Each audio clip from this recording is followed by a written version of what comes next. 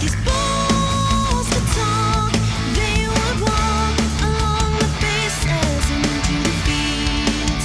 If these balls could talk with Mark and John. Right now, And producer Pete.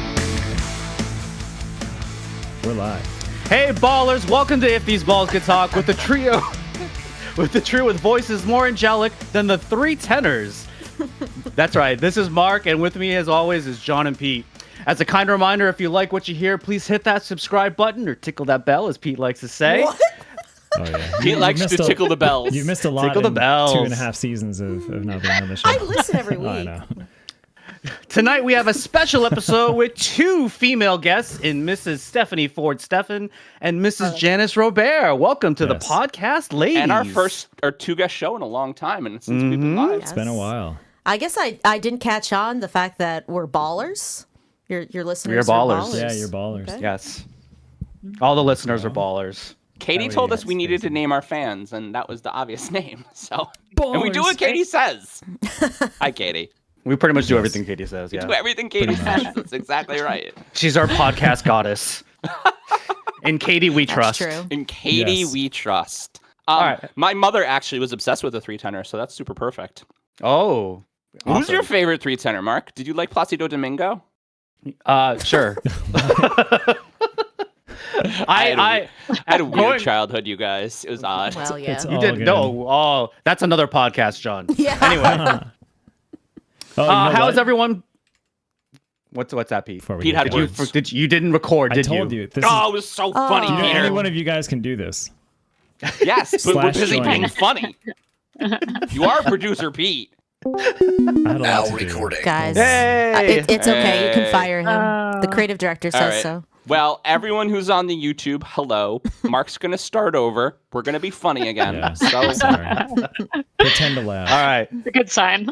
here we go. Ready? Okay.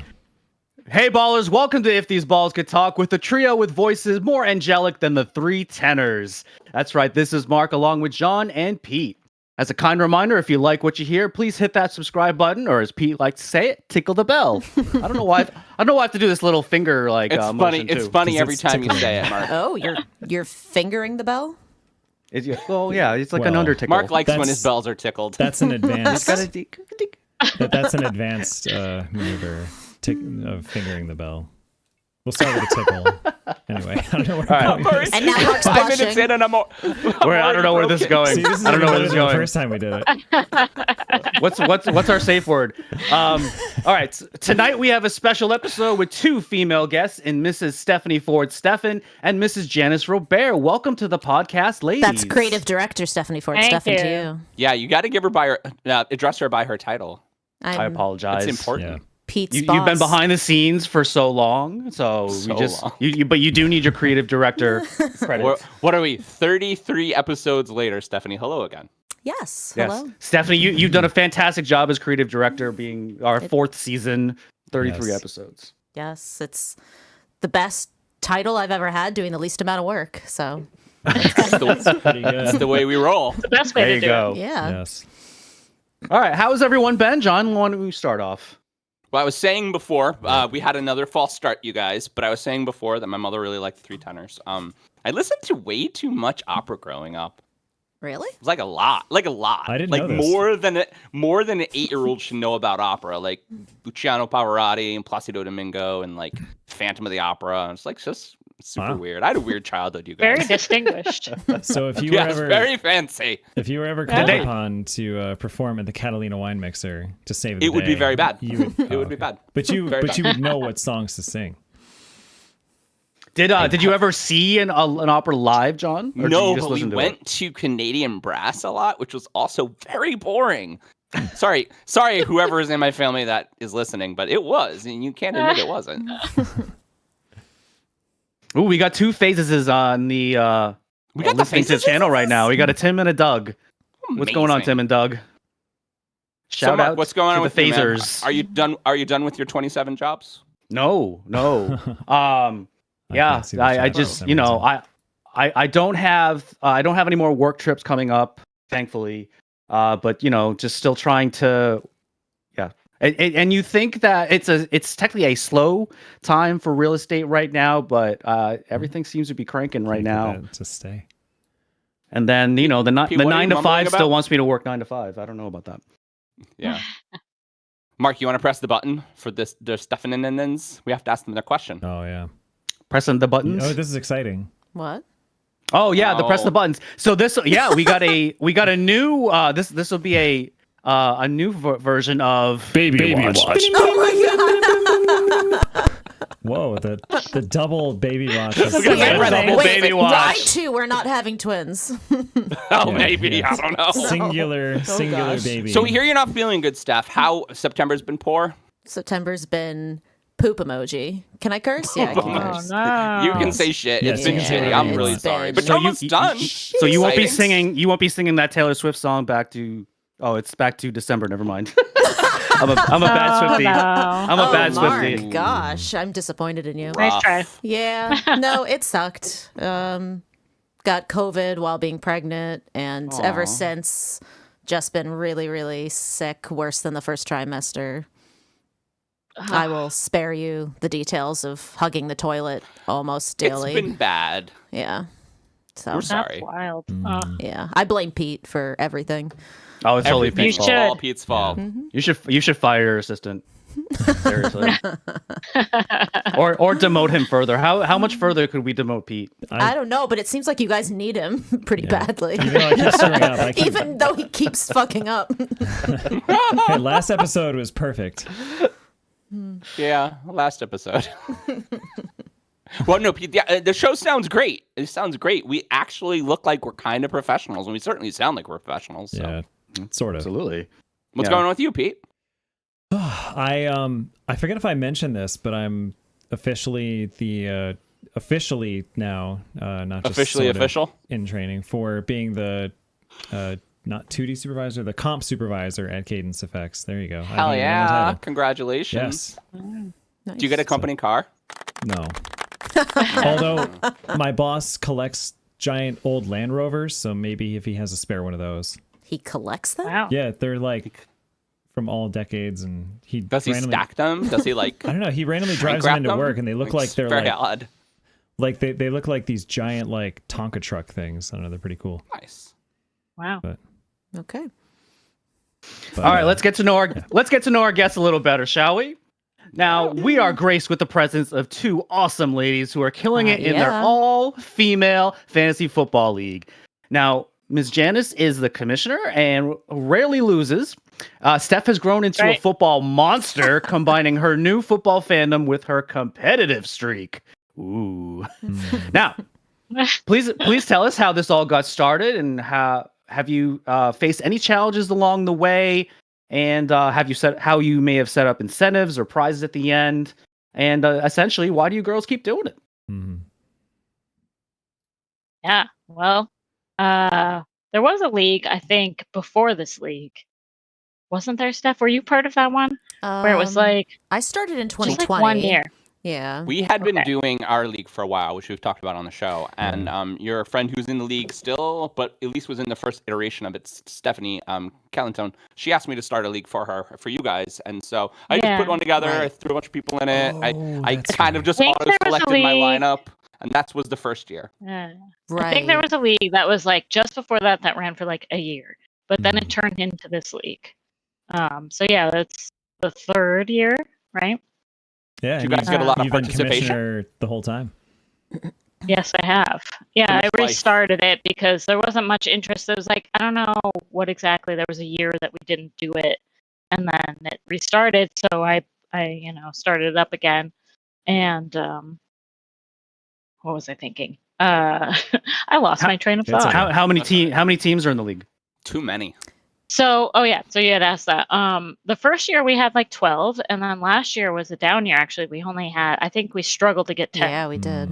And then And you had an odd then- number last year, right? did. Which was just the worst. Oh yeah, it was an Oh, odd. Yeah, how did odd you number. navigate that for matchups? It and wasn't everything? great because you had like a bye week every so often. That's right, we Right. did. I don't recommend having an odd number. But then this year we have 14, so Oof, too many. That's a big league now. I know. That's Just a out of big nowhere. one. I thought we had like 10, and then all of a sudden we had 14. How big are your rosters? Whatever the default is.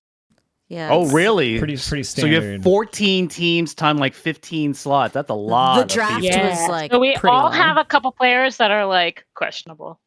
Well, I mean, after Especially 12, after 10 teams, players get questionable.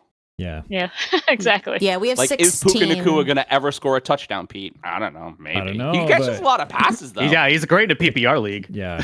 Yeah. Yeah, for you guys, he probably scores 100 points a game with 18 catches every time he steps on No, the he field. doesn't. I have him. Oh. Stephanie's like, no, he does not. I wish. No. And I- it's, So what Um, what so- other kinds of things have we done in the league? Like is there anything for like the one person that comes in last place? Because that happens sometimes in some fantasy football leagues. Or just some like some side betting that goes on. I mean, last year I had to wear like an I love what was it? What was the shirt I had to wear? Oh my I'm just god! gonna Why let you can't tell I? this great story? Why can't I think? You're so good at storytelling. I'm so Mark. good at storytelling. Oh my! It was like an I love Josh Allen But shirt I- or something like Oh, that, and I had to yeah. do a video. That was a Well, side. Yeah, That's that a was great a side idea, You and do I'm gonna love- have to take that. You should. I think that like side. Mhm. side we're gonna- things, That's a good I'm idea. going to. Penalties and embarrassment are the best part of fantasy football. they are Straight pretty up. fun. Yeah. yeah, we haven't We're gotten gonna have there to yet. add that in. Yeah. hmm We have a loser trophy that I haven't gotten back from Jeffem yet, so we didn't hand out Oh. last year, but I have a loser trophy, which is fun. There's a giant, he's on the toilet. He's very bad at Yeah, we football. did a loser prize. I think just last year, but every year it seems to change because we're like still kind of figuring out what works best. I You think. guys do a Those weekly are scoring fun. prize too, right? Which we don't Say that do. again. You guys do a weekly scoring prize, which we don't do, but is very fun and keeps people engaged. Yeah. Yeah, It's, so it's, that's definitely an incentive. it's great Yeah. because I actually won this past yeah, week. that's Ooh. Otherwise, You I'd be did. getting no money. So, you know, No money. that's I think it does $7, help. baby. It does keep people interested in the week to week. Yeah. So Especially in works our really league well. because we have a real mix of people and interest and knowledge of football. So there's some people, especially, I mean, in our the people in the league change year by year, but we'll always have people who have a ton of interest in the beginning, and then it's hard. You have a life. A lot of people have kids, have jobs, and it kind of falls through. So people tend to not really put much effort into it towards the end. So I think when Janice added in that weekly prize, it really did help some people. That's awesome. That's the reason I don't play fantasy baseball. It's too hard. Yeah. I can't even It takes up imagine so for much time. like It Too takes hard. so 30 much time. games. Fantasy Or football, I not give it more than 30, like 130 30 games. minutes every Wednesday or every Tuesday. I'll give it 30 minutes and then like 30 more minutes every Thursday. And that feels pretty good. And then general awareness of what's going on with the help of Fantasy Pros, not a sponsor. But you could be. I do pretty okay. Well, yeah, it could be. I think the reason our league is working so well, and Doug and Tim, who are in the audience, are in our league. I think it's going so well because we have a lot of interest and a lot of repeat teams. So we've been the same now for 4 years in a row. So we do like a back record, and we do a trophy now we trade. That's big and awesome. John loves his stats. and I love my stats. He loves his stats. And so I don't know. I really like it a lot. And I'm really glad you guys are doing it and having fun with it. I'd say Yeah. Pete probably enjoys it the most because I end up watching way more games than Yes. just the Bills. I'm like, wait.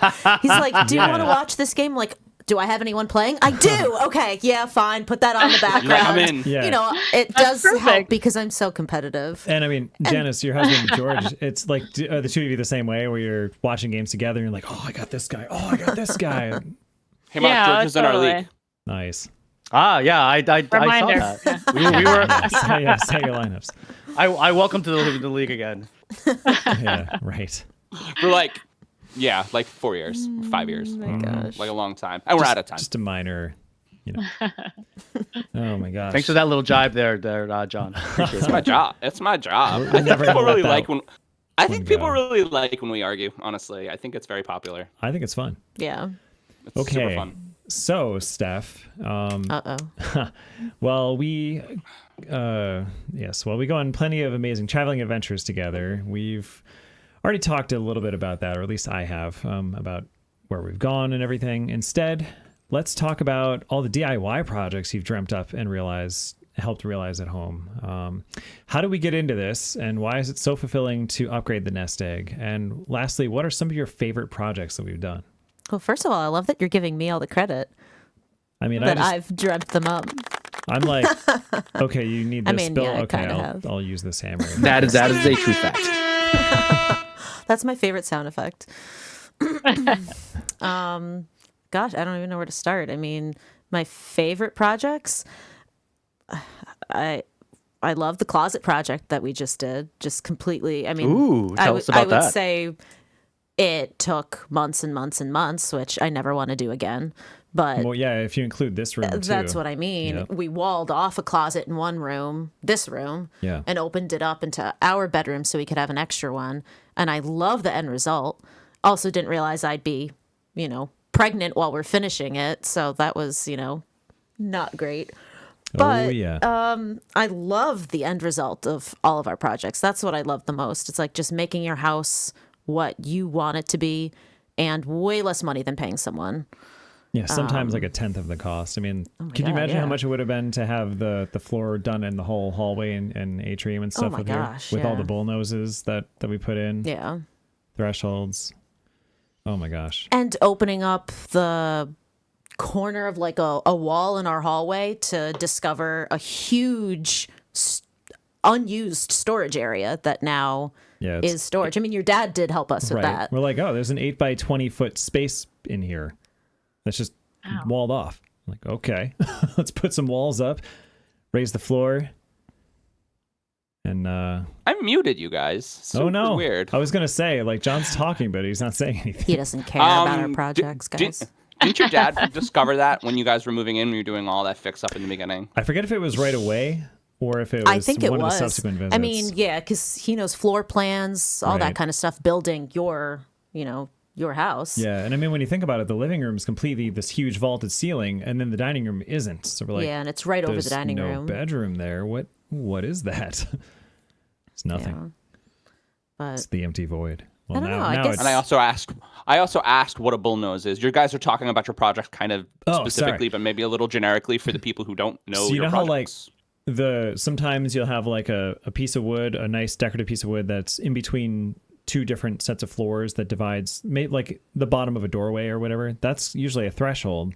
A bullnose is kind of that, but it's like the top cap of a staircase. so when we did the flooring for our hallway, we had Okay, that makes thresholds And I have a going. question. Maybe what's the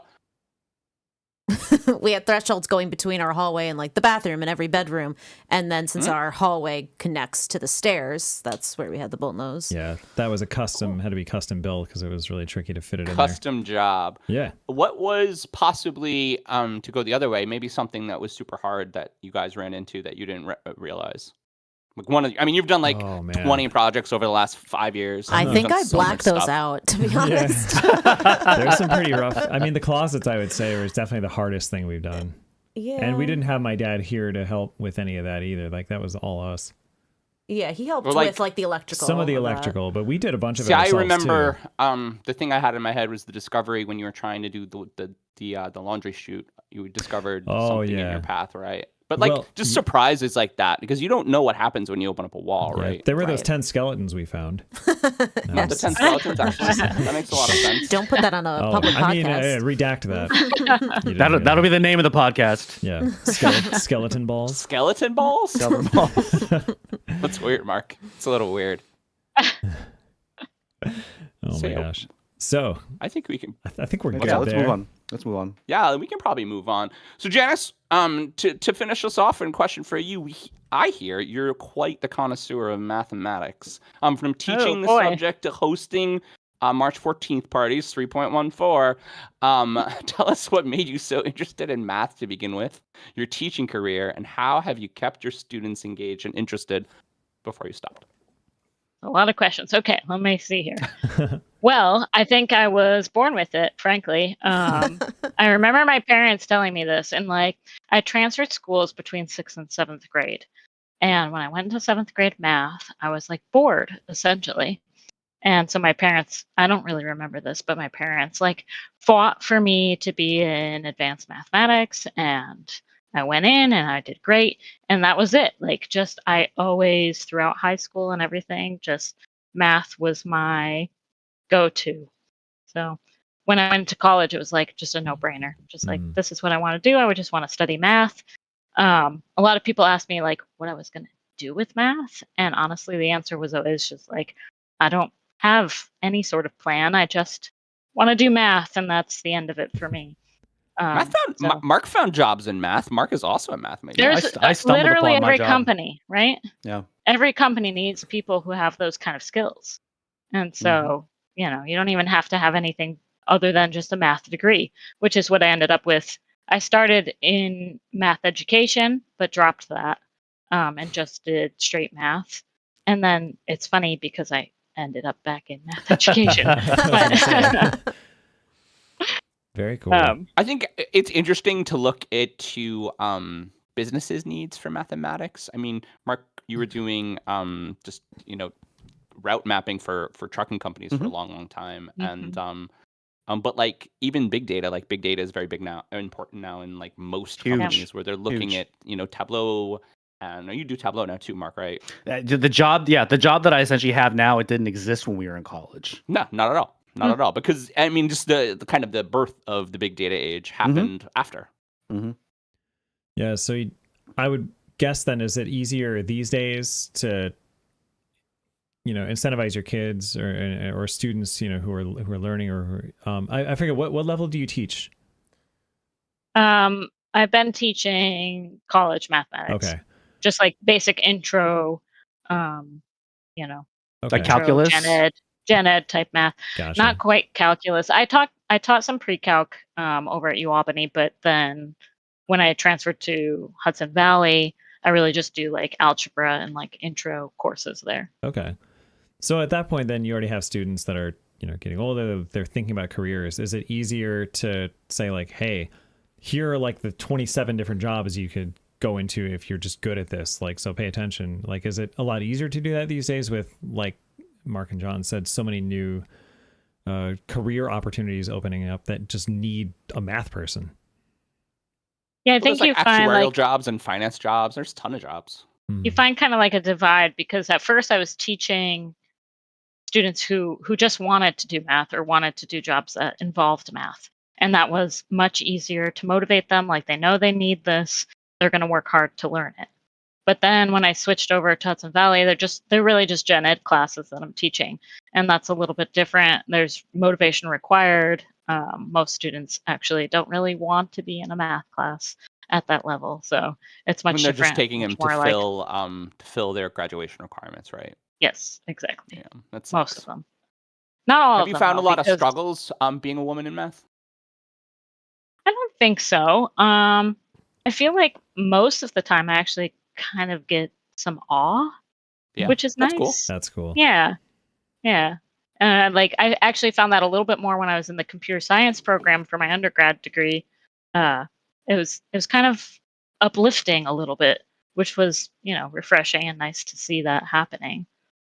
So Jamie's Very very cool. good at math for yeah? 11, and I'm trying to just like point but not push, because you can over push your kids, Oh, yeah. and I just like after school things, I'm asking teachers, I'm like, so you guys do like advanced math for like college or for high school placement? She's like, yeah. I'm like, okay.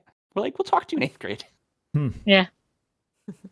Very cool. I want to go back to one of the original questions, pie parties. So Yeah. for those that don't know, March 14th is Pie Day, 314. Now, being a math major myself, I had my own kind of Pie Day traditions, but I'm very curious to hear what yours were. Can we talk about your fraternity name too that I so aptly named you. Yeah, my nickname in the fraternity is called Pie Hole, but it's Oh, it's boy. not The it's not the PI. word PI. It's the actual Greek The letter symbol, yes. pi. Yep, I put it on his shirt. I put the pi symbol on his shirt. And to this Wow. day, I think I'm the Wow. only one that has a Greek letter That's in his fantastic. name.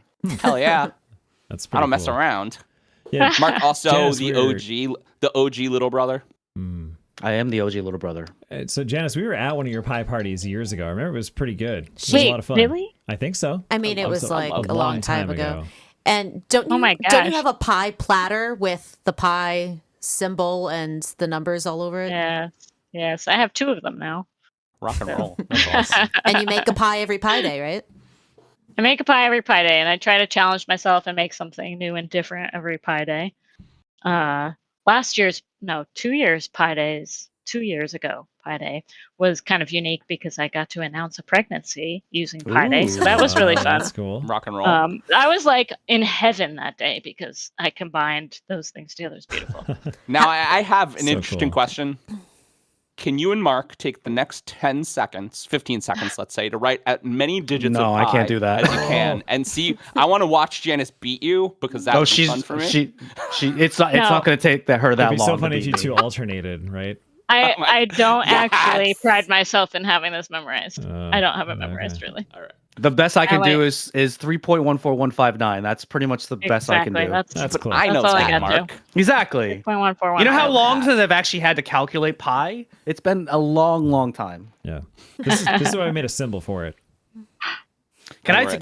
Janice? Exactly. Anything you don't need to memorize, why memorize it? Like, Right. Can I tell you like one of my favorite classes though from college, my math classes? It was a mathematical theory class, and we had to the whole day we had to prove that 1 was greater than 0 okay. based Not- off of like zero basic knowledge. Not as easy as it sounds.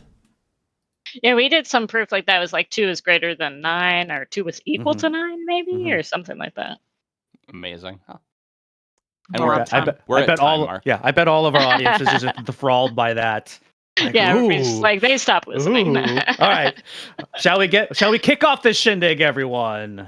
Hell yeah. Yes. Pete, you got a first topic soundbite? In the beginning, there was nothing until it was said, "Let there be first topic." I love putting him on the spot I like don't that. know. Just making up shit as I go. So, with a truly exciting week 3 of the NFL season behind us, it seemed that the world wanted to talk about nothing but the certain musician that was seen in Kansas City. I knew you were going to ask this. That's why I didn't write it down. That's right. The internet. Did you realize I was going to lead with it? Yes, I did. The internet is abuzz about Miss Taylor Swift being seen around town with Travis Kelce recently. And what has been the T Swift effect on the Chiefs tight end? It has been reported that Kelce's jersey sales shot up 400% in the 24 hours read that. I following read that too. last week's game against the Bears, becoming a top 5 jersey. And he personally gained over 300,000 followers on social media. So, everyone, how serious should we take Taylor Swift and Travis Kelce being seen together? I mean, I think they're dating for sure. He mentioned it on the podcast. He was a gentleman on the podcast and was very, very positive about her. But I love how he also quoted Wayne Gretzky about asking Taylor to hang out because he was like, well, someone had asked him, it's like, well, how did this come about? And he says, well, you miss 100 of the shots you don't take. And that's a Wayne Gretzky That quote. is a Wayne Gretzky quote. the only thing that's weird, and I did also hear this argument, is that she is the most private celebrity in the whole entire world. She always has been. And so the idea of coming out with this one right away, right at the beginning, is different, right? And so that's the thing that's throwing people off. Well, she And I still really want to hasn't- hear Steph's.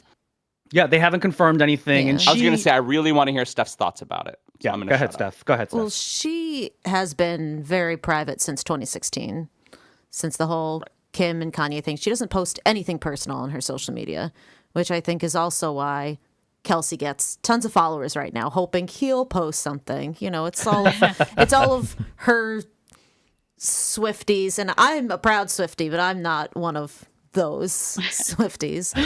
But I mean, Taylor's also divisive. You either really like her or you don't. those kind of celebrities are the ones who are going to get the clickbait. They're going to get the comments. They're going to get all that kind of stuff. She's not the one putting this stuff out there. It's the media. But she's that kind of celebrity that people want to talk about and want to complain about or really like. I mean, I don't know how serious to take it. They've gone on a couple dates, but Another interesting argument that I heard was he is completely different than all of the rest of them. And I heard he could take them all in a fight at the same time, which I thought was really funny. Wow. he's Can you not imagine her, him versus John Mayer? Yeah, Oh my he's God. not her Can I typical see that, please? build that she goes for, so that's probably where that comes Not from. at all, right? But I think it's also coming out of a 6-year, very, very, very private relationship, which was Joe Alwyn being very private. He doesn't want to be a big superstar, and her. And that's the reason they finally split, right? He they had kind say. of he had Who kind of knows? asked to stop, and she was like, "I can't stop. I'm Right. Taylor Swift." Yeah. And her being very private from 2016 and on was like, okay, yeah, fine. I'll be in a relationship like this and really appreciate all of like the small things and be out of the public eye. But, you And I know. think she was trying to take that relationship seriously. Oh, Like she very. was trying 6 to years, she was I mean. trying to learn from her other mistakes. Exactly. I mean, a lot of other relationships have been in the public eye for the most part. I mean, everyone was talking about it, but you didn't really hear a lot about her and Joel Alwyn until they broke up. Right. There were so many people who didn't even know that they were dating. But Mark and I know because I- we know all of her song lyrics about him. So is there gonna be, What like- about the memes that you guys have seen like online or any of the social media What things? about My favorite. 87 plus 13 equals 100? Yeah, there's that one. My favorite was I don't know who posted this, but I think maybe John found it. But it's totally of Taylor in the press box next to Next to mom. next to mom, and it was right when Travis Kelce scored a touchdown, and she just goes. You see her mouth go, "Let's fucking go!" So somebody did a shiny LFG. I mean, like, she was on the- she amazing. was super fucking pumped. So I mean, Yeah, that's I love very it. But interesting, I right? think also that is just who Taylor is. Like if you don't follow her, don't know her, maybe you just don't see that, but she's just a huge dork. You see her at the she is at the VMAs. She's excited for like any of that kind of stuff. She got drunk at the VMAs and is just singing along to songs. I mean, yeah, does she know that the camera's on her? I'm sure that's part of it. You know, she knows that the camera's on her in the press box. She's not going to have a sourpuss face on, but she's excited about things. She's just a dork who likes to be happy for people. But and of they course, left the stadium together, people who, but they weren't super cutesy when they left the stadium together either. So that was also kind of interesting. yeah, and people who don't like her are just gonna point out any negative thing. She was too happy. Oh my gosh! no. Like if she wasn't happy, people would Right. say like she's a bitch. It just This relationship What is does that too mean? normal. when you're that popular, it's gonna be anything. Yeah. But- What are your thoughts? What am I- Janice? Oh, sorry. Oh No, man, go I ahead. don't know if I have too many thoughts. I don't really think I've That's okay. followed much of it other than just like, obviously social media has What- things come up in your feed, so you Yeah, see them. yeah. Yeah. One of my favorite things on Instagram was that someone was videotaping this giant box that was rolling on a rolling cart that was coming out of the stadium, and the caption said, "I'm pretty sure Taylor Swift's inside of that, and no one can tell me different." They snuck her in and out of the stadium. They stuck her in and out of the stadium in a box. Oh, I saw the one where it was a big popcorn machine, and people Oh. were saying that they were wheeling her out Oh in my that. god, that's so funny. It's funny. I also like how the NFL social media changed their profile to NFL Taylor's version. Oh, I didn't see that Yeah. one. So funny. Because she, Wow. gave the NFL so many more ratings and brought all these like people who had no idea about football who just Right. wanted to watch, Oh yeah, Kelsey and Taylor. So are any of you gonna get a interesting. No, Swift C jersey that's number 100 because it's 87? gosh. We're all gonna get them. Yes. Though, Yeah, and everyone I in think the studio Taylor, audience is gonna be I think getting Travis one. No. Kelce is a very interesting athlete, right? And so he's a little bit flamboyant, right? He has cool suits and he's very out there. And I just think I think it's for whatever it is, it's going to be an interesting ride for everybody. And we're out of time. Yeah, that was a good way to end it. Yeah. That's why I said it. Moving on. All right, we need a next topic. Steph, you haven't done one in a long time. Oh no, Janice can go. This is just to I don't introduce. think I wasn't we told, didn't, but I we had didn't to tell come with Janice about topics. this. This is No. all of our guests to the last second. It's fine. It's not you coming up with the topic. So Yeah. in between our topics, we like to have Just someone say the words to announce next the topic, either in a funny word Oh or my a funny God. phrase, or even in their normal voice. It doesn't even have to be funny. You can just say it. Though it's better I if don't it's know if funny. I'm prepared for that. I'll do All the right, we'll just next make- one.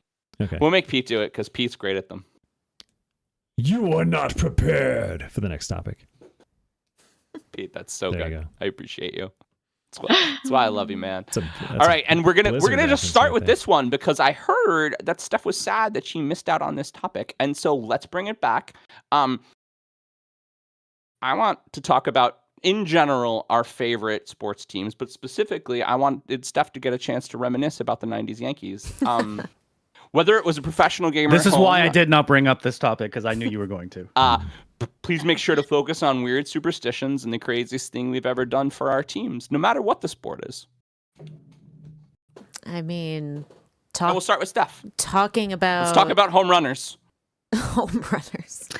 Home I mean, run. I did briefly talk about it on the episode I was on. My mom and I were obsessed with the Yankees in the 90s. They were awesome to watch in the 90s, unlike awesome. right now. Oh, that's And so sad.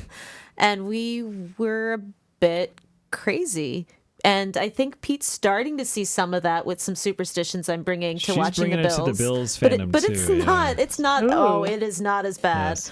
Mom, I and want to hear. I want to hear this. We would sing random things at the TV when people came up, and I won't even go there specifically. We would have little I think I want specifics. I think it's Yeah, I want to go there. Let's go there. Yeah. Let's little go there. like Entertain things us. that we would line up like in front of the TV. They're like bobbleheads or Yeah, things like sports that. I don't even memorabilia. remember the specific Ah. ones, but if someone didn't make a home run, it's got to be because we didn't do something, Of course. But gosh, yeah, the '90s Yankees are awesome. I loved my Joe Girardi and Posada and O'Neill. Those are my faves. Paul Neal still looks great. Does he? Does he?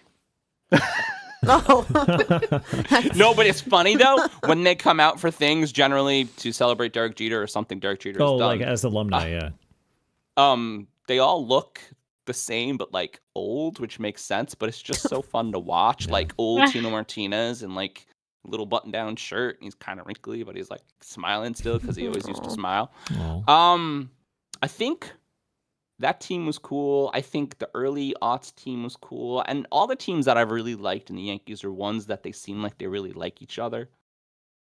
And I think this makes sports more fun to watch when the team really gels. Like, Oh I yeah, know those, when they have a Yeah. rapport, yeah. yeah, I know those Red Sox teams that won were all really close and Cowboy they all had up. a lot of fun. I know with Bills teams back in the day, they did that. Oh, And, yeah. the Giants teams that won the Super Bowl a bunch of years ago did that. And so those have always been my really favorite sports teams, the ones that look like they have fun together. Like Jim Leyritz throwing pies in people's faces when they weren't expecting it. Like, that's awesome. Jim Leyritz. Wow, that's a Yeah. throwback. Yeah. Wait, wanna so tell, I want to know about some of the superstitions that you're doing for Bills games now. Yeah, Well, hell yeah. I we wanna do know about have that. a stuffed animal buffalo Mm-hmm. that we put a Bill's handkerchief on. So And it's he What's has- his name? Billy the buffalo, obviously. And he has to. Well, Obviously. let me say when we maybe you just came up with that name, but I was just like Bill, like the Bills. Yeah. I had no idea that there actually was a mascot called Billy the Buffalo. Yes. A blue buffalo. Right. But ours looks more like an actual buffalo. And he has to watch every game. Yep, found it at a Wegmans, so he's always in the same spot on the coffee table facing the TV. mean, Even I- if we're not there. This is What nothing happens like. if he moves? Oh, he can't. He can't move. No. And this During weekend game. we'll have to leave him there. Clearly, while we go John. away. Yeah, we'll have to have the TV on all weekend. No, so- Come not on. the TV on, just him sitting there. Yeah. I mean, I this mean, is you have to leave it on. Oh, that'd be Important. funny. I know. no, Why is your it'll electric bill shut so high? off after Oh, yeah, true. inactivity. That's right. I mean, this is nothing like Tim, though. Oh, Tim's tradition is crazy. Tim in the hot tub. And yeah. Although I think it really should be Lisa this year. Yeah, hey, Lisa's 1-0 in the hot tub. So, undefeated. You guys might want to elaborate a little bit more about what that means. Yeah. I'm lost. This all just sounds weird, you guys. Why So- don't you explain Tim it in the hot to the tub, that's guests? all you Tim need can to elaborate know. in the chat maybe if he's still I on. think but- Tim left. I think he went to bed. Oh, okay. Well, Good night, Tim. Tim's tradition This was is every Pete's morning. cousin. Every morning on game day, he'd get in the hot tub, even in the middle of the winter, and drink a beer, and his dog would have to lick him in the face, and he would take a selfie, and that's get posted on Instagram, and that's when you know it's game day. I mean, Yep. they've been doing pretty well. Yeah, I mean, That is his true. record I since think- doing that is better than. Although they lost the very first game this season, and then he was away the second week, so his Right. wife stood in for him, and they won. So now we're like, well, maybe his wife Lisa needs to do it every week. Yep. Continue the tradition. But Hey, you Lisa. know, we all Gotta have our stay with the juju. superstitions. Yeah. Gotta stay with the juju. So, Janice, to ask you this question, are you a fan of the Yankees or other baseball teams, or what are some of your sports superstitions? Growing up, my dad. What are some of your superstitions in general, even? Superstitions in general. We pivoted this. I'm topic. not really a very superstitious person. I don't think. I mean, I've got like OCD about some things, but I don't think superstition so much. Growing up, my dad just always hated baseball. I don't know what it was. He just It's not for everyone, hated just like Taylor baseball. Swift. So we never, ever watched anything to do with baseball. So you didn't have any sort of baseball team. So you were a soccer player growing up, though, right? You didn't have any Yes. superstitions when on the soccer team, or did any of your teammates have any weird superstitions? So Did you ever wash your socks?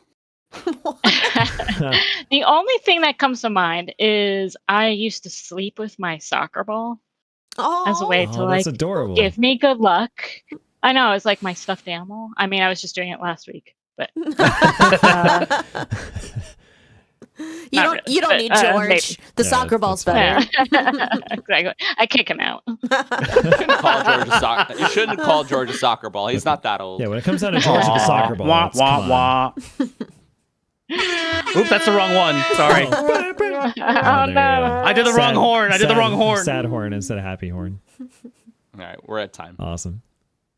It was a good end. All right. So who's got Janice, a you, next you said topic? you were going to do it. You needed one topic to warm up. Do you got any? Oh my gosh, I wasn't ready. Oh no. Oh no. Um, You can just say, here comes the next topic. Something simple like that. just simple. Okay. We We're also ready don't for have the to- next topic. Beautiful. That is That was awesome, great. by the way. Awesome. So again, after the first 3 weeks of the NFL season, you pretty much know how your team will do for the rest of the year. We're going to go a little bit back into fantasy football. So things like injuries and disappointing stats from highly coveted players can certainly hurt your team. But then again, you find those diamonds in the rough that no one else saw coming. So everyone, what have been our biggest surprises and disappointments for fantasy football? Or just give an update of how your team's doing it overall. Let's start with the girls. Mm. Janice, why don't you I have start? I have an upset and an exciting, out of nowhere player on our women's league. Which hold on, I have to pull it up. I mean, you don't So have it Eckler- memorized? I know I should at this Right. point. I really should. Eckler, I drafted from the beginning, right? Oh, yeah, we he's all been know hurt. how that's going. So he might be back Sad this panda. week, and Hope I'm so. nervous. I don't know if I should play him or not, but we'll see on Sunday, I guess. Mm-hmm. But then who was it last week that got 1,000 points? Oh, you had the Oh. Miami guy. Yeah. Yeah, it was either Raheem Yeah. Mostert or Devonna Chain. Yeah. The She, chain. Miami. she's Yeah. on He was the on my train for bench. A-Chain. No idea so why fi- I had drafted him before. 50 I points I on got your him from bench. the beginning. Excellent. but- Right. I know. Exactly. So thank- that was kind of disappointing. Oh, he was but- on your bench. You didn't play him. Yeah. Well, I mean, I I mean, know. Yeah. You had no idea. Where the rest of There So was the no only way to one who know that. benefited off of the 70 points out of Miami was Pete, starting to Tagliavola. yeah, Excellent. he and I mean nice. because And he didn't even for have those- 40. He only had No, 30. because 4 of those touchdowns were to running Only backs and 30. so many running yards. But it's still a good day. I think they scored one of the highest scores I've ever had in our league. 160 is a lot. That was, That's a lot. It was pushing 170 Wow. there. Ha! I beat you. I know. You actually Yeah, you got got 170 170. points. I got 170 this past Jeez. week. That's never That gonna was happen amazing. again. Steph, how's your fantasy team? I I guess it's doing okay. Although I did draft, I guess he's Danny Jones, but I know him, what you guys call him, Danny fucking Dimes. Yeah, pretty much. And he's been up. So Two touchdowns. pretty disappointed with the him. Although whole season. He's I playing had- like I he's think that only deserves worth a, a that deserves dime. another one. I have some good guys that I've picked up based on the injuries. You know, I was able to get Ford that when Chubb got injured, and he's been doing pretty well. Which is a very good pickup. Yeah. Even though he's not scoring touchdowns, he's catching the ball. Doesn't matter. He's getting so And many points I anyway. picked up Keenan Allen just because I had him a couple years ago, and that was your big. you know, he was always very like stable. 10 points every game. I always really liked him, so I'm like, okay, I don't know, 6th round. I'm like, I'll get him in last week, 45 points. So Wow. Yeah, well, take it. their number 2 receiver just got hurt for the rest of the year, so Keenan Allen's probably going to do pretty well. ooh. Yeah, I I had picked him. up Jeff, you wanna Quentin trade? Johnson on the Chargers, hoping he gets yards, he gets catches. I mean, he has really great after carry stats or after catch stats, and with Mike Williams going down, he's going to get a lot more share. And Justin Probably. Herbert's still a beast, right? And I mean, he's the having a Chargers hell of still a year. score a lot. Yeah. Well, For fantasy-wise, he's having a hell of a year. And then I think the most interesting fantasy development in football this year is the Texans and CJ Stroud. I think CJ Stroud is incredibly good. I think he's the best quarterback out of the draft right now. The Texans look real, and Nico Okay. Collins and Do they? Tank and Well, they who have look they played real. so far? But Nico Collins, who is scoring a They ton, did beat the Jaguars last week. and Tank Dell is also scoring a ton. Tank He looks Dell. legit good. Yeah. Who Tank Dell, by the way, on my bench last week because I grabbed him without the foresight that he was going to score 3 touchdowns and like 25 points. Who knew they And were going to do that well against so- Jacksonville so in hold up. Jacksonville? Mark beat me by, let's think about it, a point Very and a half. little. Very Son little. of a bitch. That's it. Ooh, Oh, that A yeah. was point and a close. half. It was I wanna- thanks to the defense that I Right. Thanks to the Philly defense scoring 15 on Monday Night Football. I think Philly looks ridiculous right now, by the way. I haven't had to make a lot of real changes this year because I think I drafted pretty well. You drafted pretty well. And so Josh Allen and Justin Jefferson, by the way, my team this year, WWJD, what would Justin Jefferson do? Well, he would score a touchdown or 2 or 4. He's trying. You know. I'll take it because I have him too. Yeah. Even though the Vikings are terrible, they are bad this year. But they're still good fantasy-wise, though. You know, Kirk Still good Cousins is fantasy-wise, actually yeah. like one of the highest scoring I quarterbacks don't in fantasy. understand that at It's- all. Honestly, it's the Yeah, Vikings. Cousins on my other team. Yeah, Vikings and the Chargers. They always get fantasy points, but they don't ever. They just don't amount to winning. ever somehow. win. I don't know what happens there. Don't ever win. How's the league with Rick going?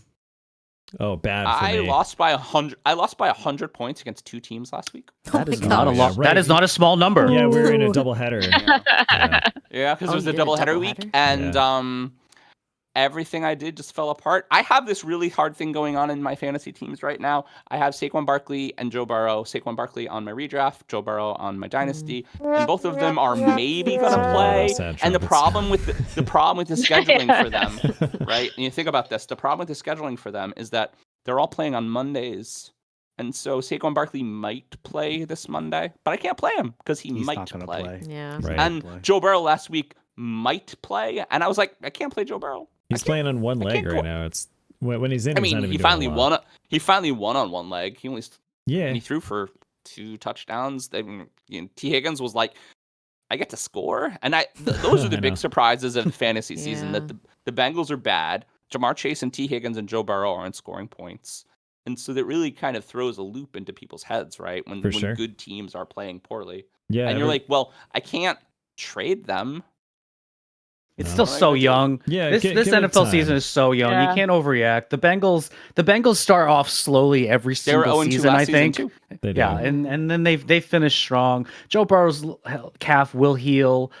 Although it does seem like they did. I think one of the reasons that people think that they won last week is they weren't really throwing as many deep balls. They were kind of doing more of the intermediate Well, throws. it's because they didn't want.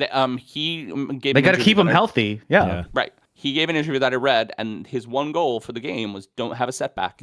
Don't die. Don't die. And we're out of time. Didn't he have a setback? He didn't have a setback. He won. I mean, he didn't throw a lot of touchdowns, but he played pretty good. All right. Pete, this is very close to my fantasy question, FYI. I'm just saying. I know. Just trying to get some fantasy talk in here. They're Just different. very close. Close, but They're different. Close. Different. All right. Different enough. All right. I need a next topic, friends. Next topic. That is awesome because you did that just the same the very first episode. And I love it. And I love it. I can't come up with other ideas right now. No, it's all good. So original. I just listen to them a lot. Okay. All right. So, like I said, we're going to stay in fantasy. They say fantasy football seasons are won and lost on the waiver wire. And this week of the fantasy football season was probably no exception.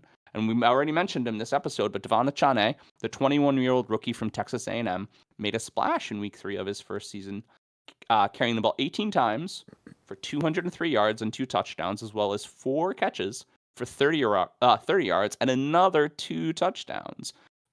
So for those of us who are doing math, that's 233 yards overall, 4 touchdowns, and a blistering 45 points in most leagues.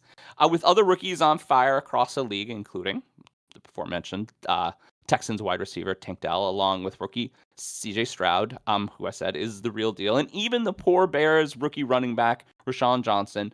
What is your secret stash play that you're the most excited about, and how are you feeling about your fantasy football season? And like I said, it's kind of the same question, Pete.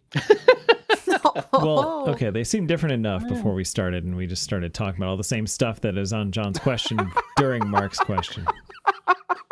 So now let's talk about other stuff.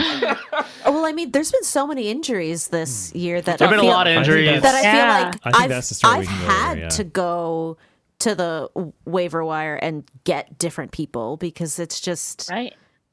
it's been really difficult. Every Yeah. other person on the roster. It's like, Yeah. And big people too.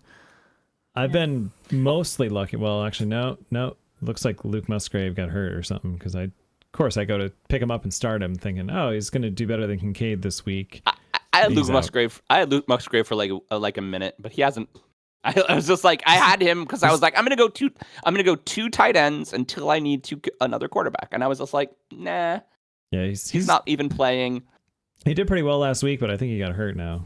So, but Yeah. it's okay. I have Puka Nacua. He's going to give me a million yards. And that's one I picked up too. Yep. But you lost Mike Williams, Pete.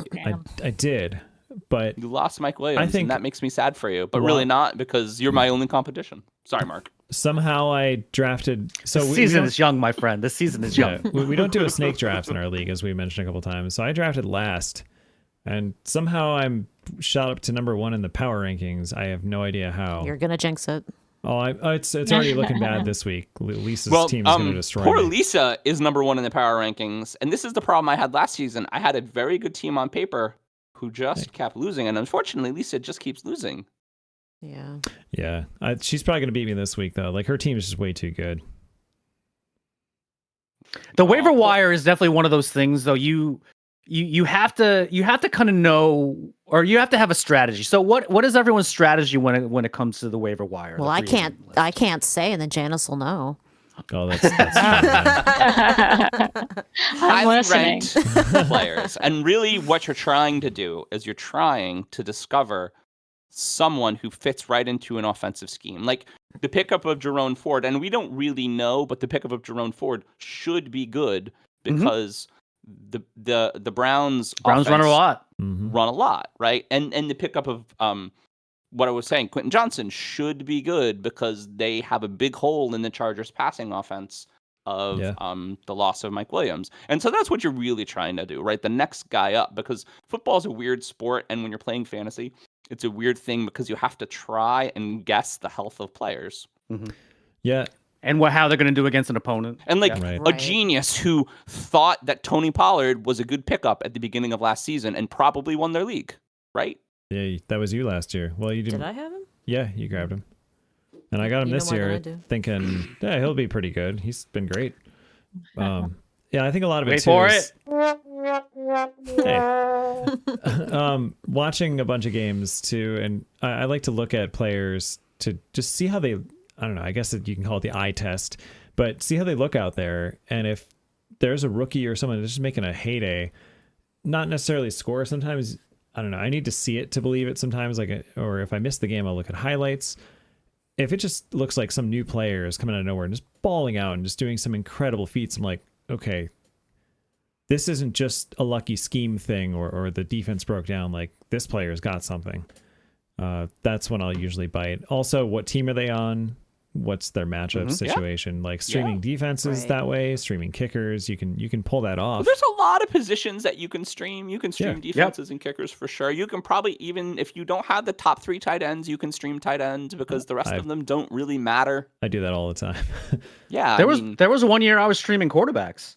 Yeah, honestly, you can do that too. I feel like that's what I'm doing this year. Yeah, yeah. You could easily, any position, you could easily find someone on the free agent list that's going to do exceptionally well, and then you just drop them afterwards. Sure. Yeah. So always look at your matchups. That's my advice. What team is the guy on that you're picking up? What does their coaching and offensive scheme look like? Does it favor passing? Does it favor running? Does it favor 2 tight end sets? Look at that kind of stuff. Look at where the dude is in the depth chart. And at the end of the day, it doesn't actually matter, because who would have thought, and I'm just looking at our league. We have a Yahoo league with half-point PPR as an example. The highest scoring player in our league right now is Raheem Mostert, who probably went in the 4th or 5th round. Because he was the other guy that got 50 points last week.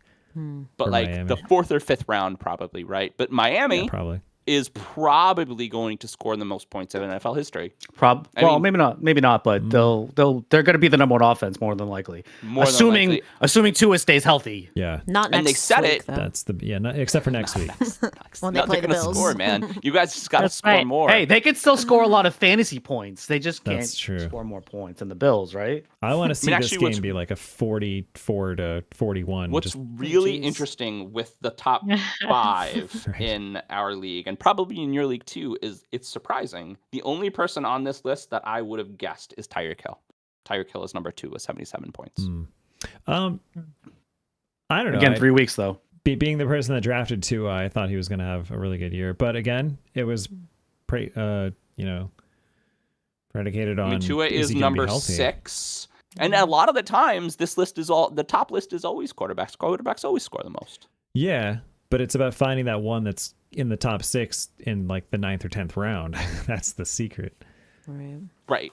Because you can't give up. And I think the league is a lot different than when we started playing fantasy football. We're all better at it now. Well, we're all better at it, but also you used to kind of focus running back. Because running backs used to be top picks, yeah. Sure. They used to be top picks because they used to get all the touchdowns, and I don't think they do anymore. Yeah.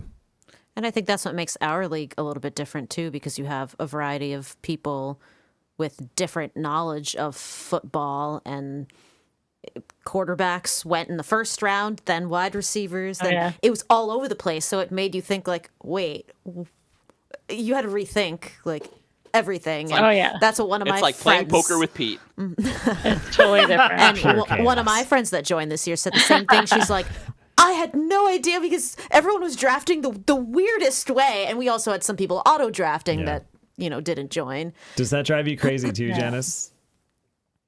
It's wild. It's kind of like fun, sort of, because like you have to like react so quickly during the draft because people just make these unpredictable choices. Right. Yeah. It's just when I draft in a league where I feel like maybe I have played more fantasy football than people. When I draft in a league like that, I just take the people that I would have picked anyway, because then they're just available. Like I drafted 3rd this year, and I'm just like, there's Justin Jefferson just sitting around waiting for me. I'm just like, okay, I'll just take him. Thanks. Appreciate you. Awesome. I think we're good here. I lost track of my timer. It's okay. It was fun. No, I love that's good. Best of luck to everybody in the rest of their seasons. All right, I got a next topic. Where did my timer even You're go? going down, Steph. Uh-oh. Hey, what, are you guys facing each other this week? No. I don't know. I don't think so. No, I'm actually with the other stuff. Ah. I'm I'm Which facing one? poor We have three Chris. Stephs in the league. She's going. Oh my gosh, you're right, Steph-eyed. now. Okay. I know we have 3 Stephs, a large percentage. Amazing. Poor Chris Only one started Aaron. chance. Poor Chris started. Hey Chris, started Aaron Jones against me, and he only has a point right now. Green Bay is not looking good, by the way. No. We have the game on over in the I, side. I don't know. They Wow. just threw a long bomb though. They decided they wanted to play the second half. They must have Okay. done Choice of something because I beast. have Jordan Love and he went from like 2 points to like Yeah. actually having double Christian digits Watson now. scored a touchdown a little while. Hell recently. yeah, Anyway. he's he's on my healthy bench again. too. Another guy who Yeah. I couldn't pull the trigger Who's on. been- yeah, he's been because who hurt. knows? And he's going to be on a pitch count for sure. You ready, John? Yeah. Okay. Do it. I got next topic. Ready? I've got the need for the next topic. Nice. That was the- So the Broncos and Dolphins faced off last week in a matchup that didn't really receive much press, but we've certainly been talking about a lot on this show already. Now, the Dolphins, of course, scored 70 points altogether in a performance that most people would equate to a Madden football video game. Now, the Broncos head coach, Sean Payton, made a lot of noise this offseason, even publicly talking about how poor the coaching was during the previous season with the insane Aaron Rodgers posse member, Nathaniel Hackett. But alas, his team gave up the most points since 1966, and their record is a not-so-impressive 0-3. So everyone, do we feel bad for Sean Payton and the Broncos after giving up 70 points? You see, Mike McDaniel got shit for not kicking that last field goal and breaking the record. Oh, yeah. Wow. It did. Then they could have. And so his They team is like, could've. no, I think it was really professional. We're not out here to embarrass teams. Meanwhile, they scored He 70 scored the fucking second points. most points in NFL history. Did you know also that Mike McDaniel used to be a Broncos ball boy?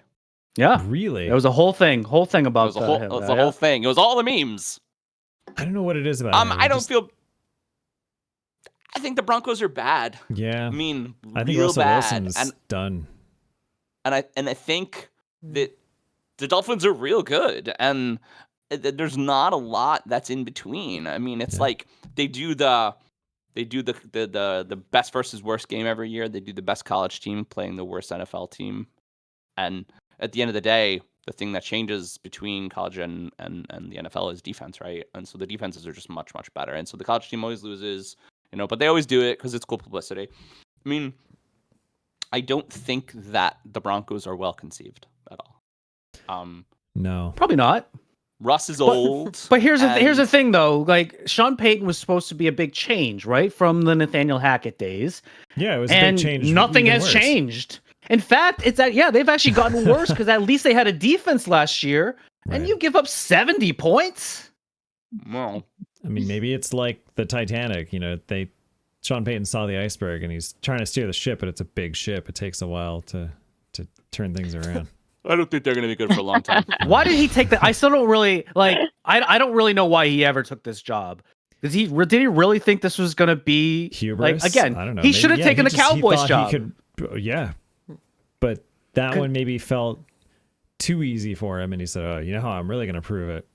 I'm going to make these Broncos look good." We'll see. I want to give them a little bit of a chance to get it together, but honestly, he'll be there next year, right? He's new. This year. Oh, absolutely. This year's a I mean, pass. he's Sean Payton. I don't see Sean Russell Payton, Wilson yeah. quarterback in the Broncos next year, though. I think a lot has to What change. are they going to do with him? I don't know. He signed a big contract last year, Eh. They like almost 40 million a year. GMs are magicians. They make them go away. They'll Jerry trade him. Judy is still hurt. Trade him to the Jets. Wait, I might be wrong about that. I might be wrong. Let me double check that Russell Wilson contract. Yeah. Trade him to the Jerry Jets. Jeudy They is need a still hurt. quarterback. I'm sorry, it's Um, almost 50 million a year. 5 years, 50 million. 245. 5 years, 245. So that's more than Danny Dimes' money. Wow. Oh, Danny Dimes is forever now the benchmark of quarterback contracts. It's more or less than him. Hey John, who would you rather have, Russell Wilson or Danny Dimes? Danny Dimes. I don't think he's the problem. and I'll die on that hill. I think the offensive line's the problem, honestly. For the Giants. For the Giants. Nobody's good when you have 3 seconds to throw. Nobody's good. Not even Patrick Mahomes, and that is actually Exactly. proven. There's a bunch of Giants press writers that are writing about that right now. The Super Bowl they lost they were just getting defeated, their offensive line. And so Patrick Mahomes didn't look like Patrick Mahomes because nobody can throw the ball when they have 3 seconds and then they get murdered. Nobody can. Not possible. Yeah, line is very key. Very key. And Do you think that's um, Denver's problem to swing it back to? Well, I think us? Denver's bad. Yeah. Their defense is bad. Their O-line is bad. Russ is bad. They have no receivers. The best player on the team is Javonte Williams, and they're losing by 70, and so they can't run. I mean, Yeah. So what are they supposed to do? And it's the same problem that the Colts had last year. Yeah. If you lose every game by 20 plus in the third quarter, you won't run because you can't. So You just can't. do you think this, though, while Miami's offense does look amazing, and I mean, the talent's all there, does this hyperinflate their outlook? I mean, people are saying historically best offense in the universe of all time, and I'm like, hey, it's one. Well, this game weekend's against going to be a pretty terrible- nice test, right? Yeah. This weekend against the Bills. So 3 games between the Bills and Dolphins last year, with a total point margin in all 3 of those games combined of 8 points between the winners and losers. So that's. But I mean, the Bills are a high-flying offense too. They're not. I mean, Are they? Not Yeah, so why? much this year. I mean, okay. not this year, but last year. I mean, they still put up 38 and 37 points in the last 2 weeks, but Against the Commanders. Hey, the Commanders are like. supposed everybody to was be saying a how real good the team, Commanders too. were until they got No almost one's saying that. The 2-0 Commanders. The 2-0 Commanders, and everybody's like, "Oh The my 2-0 god!" Commanders who Yeah, were okay. so good until they played the Bills. Everyone's The- everyone's yeah. The I week I don't- traded for Brian Robinson. I don't think they're actually that good. The week that I did that and spent the farm on Brian Robinson. So this weekend, going back to Sean Payton, should be an interesting matchup because he's facing the 0-3 Bears and another Oh, coach yeah. that doesn't look so good in his first year, Matt Hey, Overfell. one of these teams is gonna get a win. That's so funny. That is what. Unless they tie. Oh, that'd be I the was best. just gonna ask who you think is Yes. worse this year. Is it the Broncos or the Bears? Oh, the Bears. No, the Bears Because are the definitely Bears worse. haven't won in like almost a year. Yeah, The Bears are definitely worse. bad.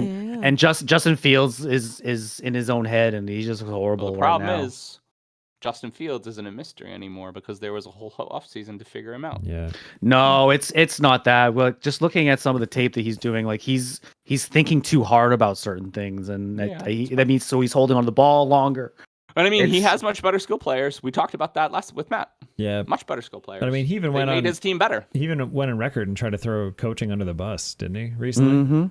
I almost did that as one of our In a topics. press like, conference, He yeah. did. He didn't really mean to do that. I mean, that's probably like an off the cuff comment, and Yeah. he did take it back afterwards. But I mean, yeah, it's definitely not a very good year for the Bears either. Justin, you can still sponsor the show. We love you. Yes, Absolutely, we still- Justin. You can And, come on the podcast anytime you want. Your Yes. cousin Matt will visit you very shortly. Anytime you want. We are rooting And- for you, dude. You'll get. And you'll, we're you'll and do we're, better. and we're at time. Awesome. Hey Pete, Yeah. I have this question too, just FYI. What? What are you talking about? It's all right. I'm just giving you shit. Ay.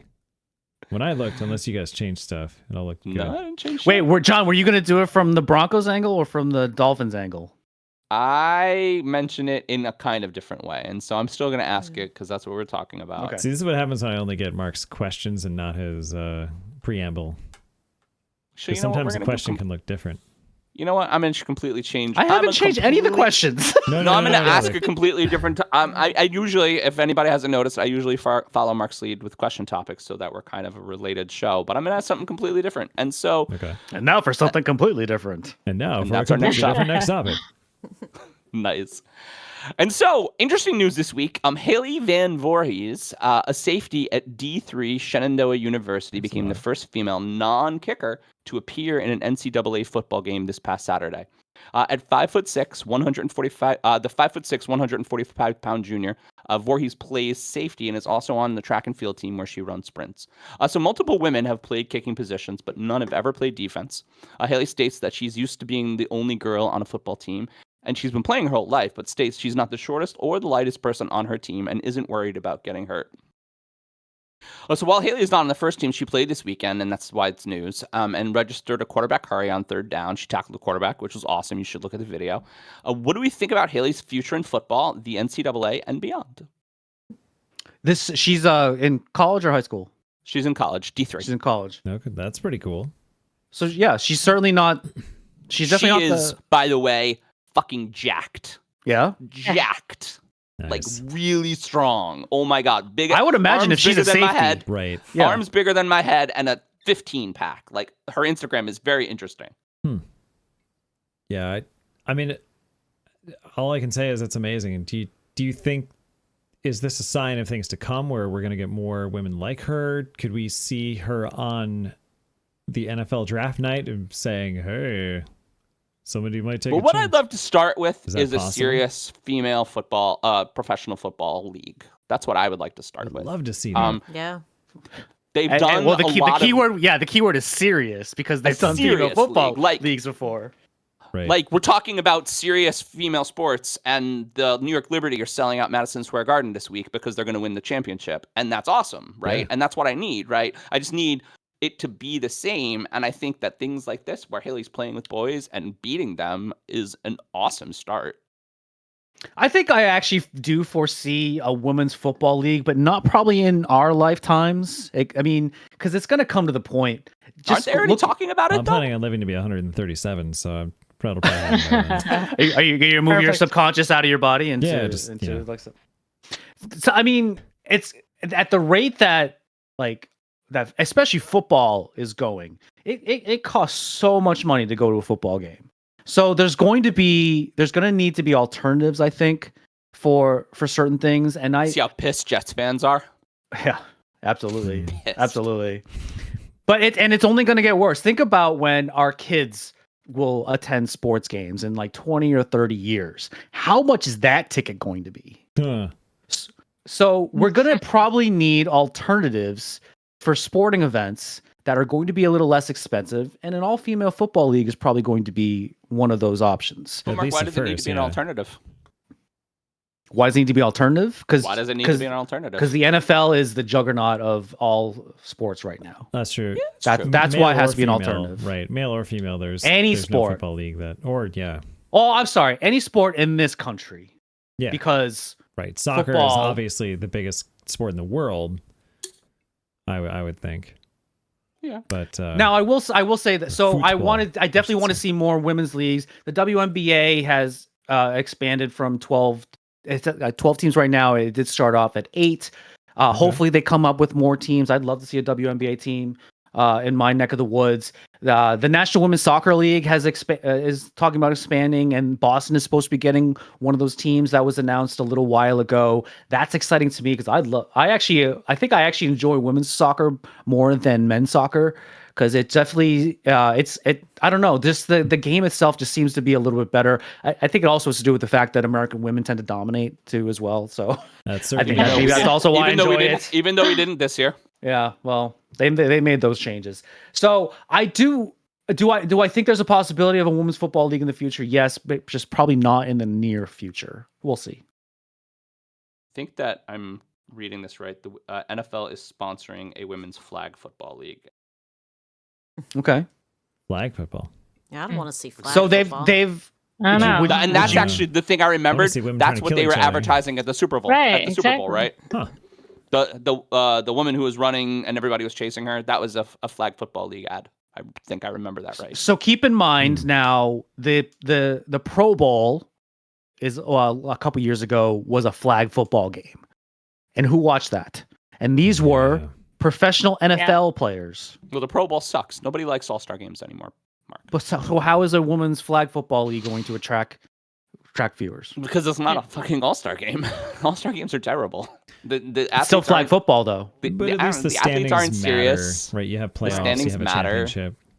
And the people who love, and let's just use the WNBA as a measuring stick, right? The people who love the WNBA love the WNBA. I mean, Yeah, Melanie true. goes to 10 games a year, right? Yeah. She That's- just we went to a game. It was a good game. She found her way to the Garden. By the way, Mhm. there's a girl on the Connecticut Suns. She's 6'9". She was so tall. Oh my gosh. No, she was was a tall girl. 6'10". She was She's 6'10". because Brittany Griner's 6'10". 6'9". 6'10". Wow. She was a tall girl. She was the biggest white lady I've ever seen. That's amazing. That reminds me of, I don't know who this one was, but in track and field in college, our little RPI D3 track team somehow got to go to Disney World to do a special invitational meet. Pete's going to Disney World. Yeah, we seriously was going to Disney World. It was like this on this Olympic training track. I mean, Gail Devers was over there sprinting, and some women's like medal winning Olympic discus thrower was like throwing a discus like 250 feet, some ridiculous thing, and we're just in awe. So at this invitational was the Texas A&M women's team. Yeah, they were all faster than all of us as the guys, which was hilarious. I mean, their relay teams just smoked us, which is amazing. It was just amazing to watch. And there was this. I remember I was doing high jump, and at the time I thought I was pretty good. I was around 6 feet 6'2", jumping, and this woman that looked like a regular, athletic woman just happened to be proportionately bigger than everybody else. She was like 6'2" herself or 6'3", and I just watched her just effortlessly jump like 6'7", some ridiculous amount, like almost Olympic level. And all the guys were just like, whoa. It was just so cool to see. So That's awesome. To see women at their apex athleticism trying to kill each other in football, to bring it back to the original topic, would be pretty awesome. Y'all should go watch Haley tackle this quarterback because it made me really happy. And I think we're out of I'm time. gonna have to look that up. Yeah, we'll definitely look that up, and maybe we'll post something on social media too. Yeah, there you go. On the All right. socials, like Mark likes to On the say. socials. socials. All right, I got a next topic, and I'm hoping that Steph is going to pick up on this. And also, it also has to do with the next topic. I declare bankruptcy! And the next topic. So it was announced earlier this week that the Writers Guild of America will end its strike after 148 days of work stoppage. Now, the tentative deal is expected to be ratified by the union next week. It's another. Sorry. This latest agreement should offer protections against AI replacing human beings and increase compensation. Don't worry, John. I think you'll still be able to actually do your topic. Replacing. Let me start that over. This latest agreement should offer protections against AI replacing human beings and increase compensation along with minimum staffing requirements. Soon after the news broke, the creator of the U.S. version of The Office, Greg Daniels, said that a reboot of the show could be in the works as well. Now, unfortunately, there's very little details known at this time, so we don't really know anything about possible Steve writers, Carell producers, posted on his Instagram or about actors. Don't talk while I'm doing my intro. I'm doing what I want. You're the one that's gonna have to edit that out. Anyway, I'm gonna leave it. so. But the possibility of new Michael Scott quotes. Michael Squat. Michael Squat. Michael Squat. Maybe Hashtag that'll be Michael his Squat. name in the reboot. Yes. There you But go. the possibility of new Michael Scott quotes excites this podcaster. So everyone, are we excited about a possible Office reboot after the writer strike is over? And what other content are we happy about possibly returning? So you know what I heard? I didn't even know because I don't watch TV anymore, but I heard that late night shows were all on hiatus. Yes. Yeah. And I heard, because I listened to Conan Needs a Friend, I heard that he was not allowed to talk to anybody but writers, like book writers. And so he had like a lot of weird episodes for a while. I'm just excited for new content. There's so much content that I'm waiting for that is slated that hasn't gotten started yet. I'm excited for the MCU. Did you hear about the podcast though that had all the late night hosts on it with Jimmy Kimmel, Jimmy Fallon? Amazing. So it's called Strike Force 5. And I don't know if they're still going to do it with the writer strike being over, but it was said to create some revenue so that they could support all their staff. That's amazing. So, The Office, going back to that, is pure gold. I mean, that's my favorite comedy ever. I don't think anyone can actually reboot it in this day and age. you're not going to get that level of uncomfortable comedy and be able to get away with it. Everyone is That's true. offended by everything. And that show, there's so much that would not fly now. It won't be the same. I mean, Do you ever listen to the Office Ladies podcast? yeah. Because they mention that an awful lot. Shout out to Jenna Fisher and Angela. Kinsey. Oh God, what's her last name? Kinsey. Kinsey. No, yeah, Kinsey. Yep. Not a sponsor. They're best Not a friends. sponsor. But you could be. Right. But they How talk cool about would that that all be? the time on that show about how those kind of jokes would not fly in today's society. Yeah, I mean, Diversity Day, like example. Diversity. That's Oh, the one. yeah. No one I was thinking. Those Was early- Diversity would Day. never No. fly today. I mean, Those I early think it's season hilarious episodes. because you understand the characters, but I don't think it would work. Am I going to watch it? Yeah, because I just want to see what it's like. I mean, I also watch a lot of bad TV, but yeah, I don't know. I think And we they're don't know. also- We don't know if it's going to be like a new Office, or maybe it's going to just pick up where maybe they left off with a lot of the Scranton people. Probably not, because you would have to bring back a lot of the cast. Yeah, And Cast has also gotten pretty old. Yeah. and it's been a long time since. you've gotten pretty old. Oh, we all have, yeah.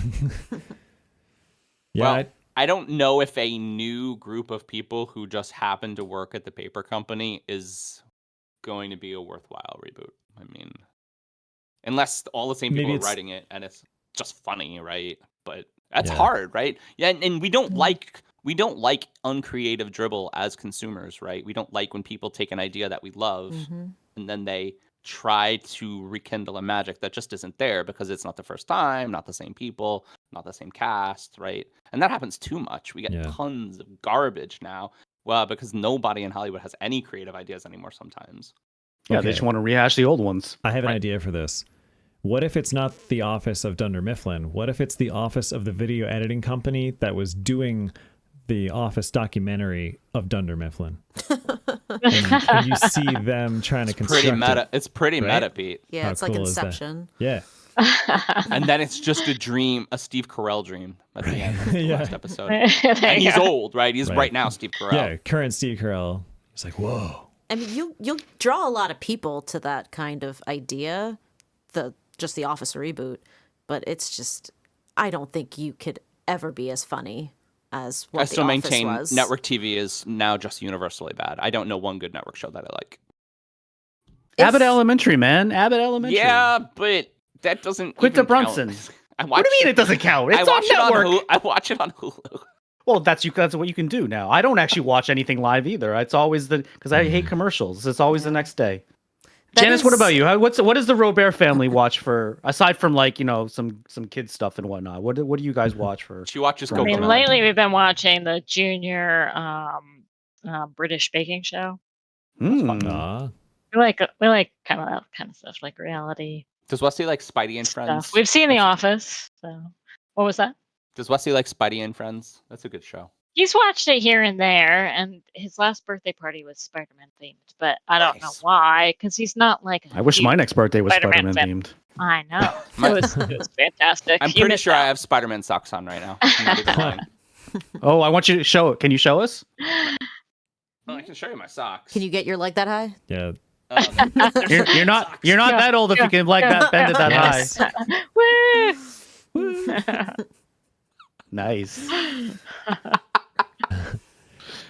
I wonder Now if, we're not now we have to check off the box. Not All right, suitable for hey. under 18. Listen, I'm gonna get him started. That So was a just lot be of careful, Pete. What are you watching? I know what you're watching. Do you want to talk about it? Ooh. like the Wheel of Time. It's Yeah, I actually said it. So I was not as a avid book reader of the Wheel of Time. I was not happy at all with the first season. The He has cast, so much nerd rage. Oh my god, so much.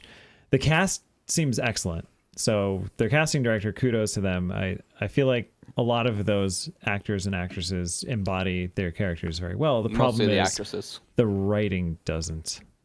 So this season, much better. It seems like everybody leveled up in the writer's room, and not having COVID destroy your production in the middle of filming a season. And have an actor just leave. So, yeah, an actor leaving in the Yeah. middle of it. a Just main leave. character. He's like, nah, this project sucks. I'm gonna go. Yeah, and it feels like all of the weird departures from the story that they did in season 1, they're like, in a way, going even further out of their way in season 2, but in a way that's seems like it's arcing it back to the actual story of the books. So we'll see what happens by the end. But so far, I think it's been pretty good TV. And actually, because of the strike ending, another segue back into the topic, Rafe Judkins, the showrunner of Wheel of Time, was on Twitter, or X, whatever it is, and he's saying, "Hey, I'll do a It's Q&A." Twitter, Pete. Yeah, it's always Twitter. And I guess I was one of the first ones to get on there and ask a question because I just caught it on time and asked a whole deep question about the whole core philosophy of the way like the magic in the series kind of ties into the worldview and the just kind of the philosophy of the show. And Pete, if you want to ask your buddy Rafe Judkins if he wants to be on the he show, and the whole actually- show will be his. yeah, probably not. But he actually answered me, which is pretty cool. I was like, oh, that didn't expect that. He had such actually kind of awesome. such a nerd boner. He was like, "Oh my god, Oh my god. he messaged me back." And I don't know what reality competition you watched, Janice, but if you watched Survivor, Rafe Judkins was a contestant on it many years ago. like Yeah. A long time ago. 15 years ago. That's probably when I last watched Survivor. So you might have actually seen Rafe Judkins last on Survivor. Janice, did you know that Survivor was still on the air? Actually, Right. I think I heard that somewhere. yeah. It's kind of that's kind Don't of get me amazing. started. It's been I on could do for a whole so topic long. It is on amazing, Survivor. right? Yeah. Amazing. Pete, can we just discuss the cast? I mean, we're over time, but just like the Okay. combination of Rosamund Pike and Zoe Robbins in this show is really very incredible this season. And Zoe even is- Madeline Madden, who is a little less known, but the three women, She had her the three moment, main though, women that- in this show are blowing my mind with how Yeah. well they're acting. The episode 3, Zoe she was the one where I'm like, maybe it was the writing. I don't know. Something just didn't feel right where I wasn't sure if she was truly the character Nynaeve, but oh my God, after that 3rd episode, I was like, wow, she blew me away. Steph watches it too with me, and while she hasn't read the I'm forced to. Forced to. But I mean, I don't know. What are your impressions of some of the lead women acting in the show so far? They've all been really impressive to me. I mean, but you also know where the characters are going. Mm-hmm. You know all of that stuff to be able to compare it. I mean, it's good. It's not like fantastic. He's gonna divorce me if I say anything, too Can we, bad. No, it's though, fine. and actually, I think this is a really interesting thing to stay on for a second. From someone who hasn't read the books, has watched the first season, the show, and the second, can we talk about the moments? And we won't talk about what the moments are, but both Zoe Robbins and Madeline Madden, now 6 episodes in, have had very, very emotional moments. And can we just talk about their acting in those moments? From your perspective, Stephanie. Oh, Being an actress yourself, I don't know the actress's name, so I don't know who you're referring to. Nynaeve and Egwene in episode 3 and episode 6. yeah. So Nynaeve was the one that went through those 3 tests to. No, okay, yeah, so you yeah, know I who- mean, Yeah. both Yeah. moments where I covered my I mouth th- and like, oh my God, that's so emotional. They're I doing think such a good Nynaeve job. is awesome. The actress. I don't really like the character Egwene, so I don't really the one know Madeline that there Madden was plays. that much for her to even work with until this episode.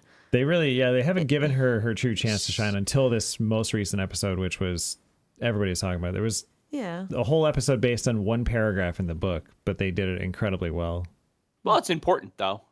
Yeah, very important. I think it was the best way to translate that into the show. And what we're talking about is basically, I don't want to get too much into it, but she's pretty much broken mentally and physically over the course of the episode. And you just watch her just getting just pretty much beaten down from every direction. And it's just to see her go through that and still try to defy it and then finally break at the end was that was Well, rough. I just really like moments in acting when I watch it, and not knowing about acting, but there's just moments where I watch it that they're very believable. Acting. yes. And then just like Sorry. in a way okay. where I'm like, how do these women and these people get themselves in such an emotional state to do like guttural screams and just absolute heartbreak? And you're like, wow, I believe that. And so that's what I want to talk about. And we're out of time. We're way out of time.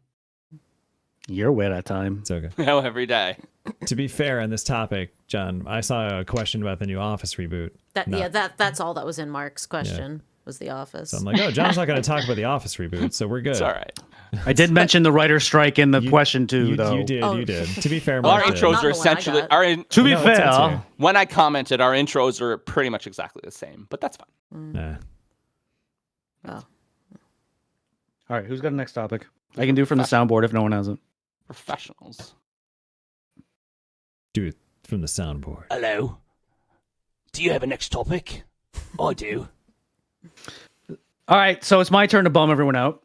Jeff Bezos' company is in trouble again as the Federal Trade Hey, Mark. Commission. Mark, What? it's not your turn. What do you mean it's not my turn? We just you- talked you about The just- you Office, just man. went. Oh, we did. Never mind. It's not your turn, bro. This is a That's very, what we're literally this is a talking very about. professional podcast. We're totally very incredibly good at this. It's all good. I'm Well, new here. you know what? I'm new I here. wanted to talk about it, and it's topical. So we're going to talk about the strike a little bit. With studios finally coming to their senses, like we just talked about this past weekend, the Hollywood writers and studios have struck a tentative deal after 4 months. On September 24th, the WGA, the Writers Guild of America, issued a notice about the agreement to its members, stating it included meaningful gains and protections in every sector of membership. What's interesting, and what I find interesting about this, is top industry executives, including Bob Iger and Netflix Ted Sarandos, attended the meetings for the first time on September 20th, so just 4 days after they came to an agreement. The actors are still on strike, and the WGA has instructed its members, this is when I wrote this has previously already happened now, to wait till official word to return to work. However, this clearly means that it's going to happen, yada, yada, already happened. Do we like the deal that they have come to? What do you think? Why do you think it took so long for top industry executives to come to the table? And because as this timeline clearly represents a willingness to finally get things accomplished. So we've seen this story before. So back in 2008 or 9, I forget which year it was, the writers went on strike for 100 days. And anytime the writers go on strike, it seems to go on for about 3 months at the very least. And a lot of times it's usually because the execs think that they have enough content planned out for a certain amount of time. And then they realize that they don't.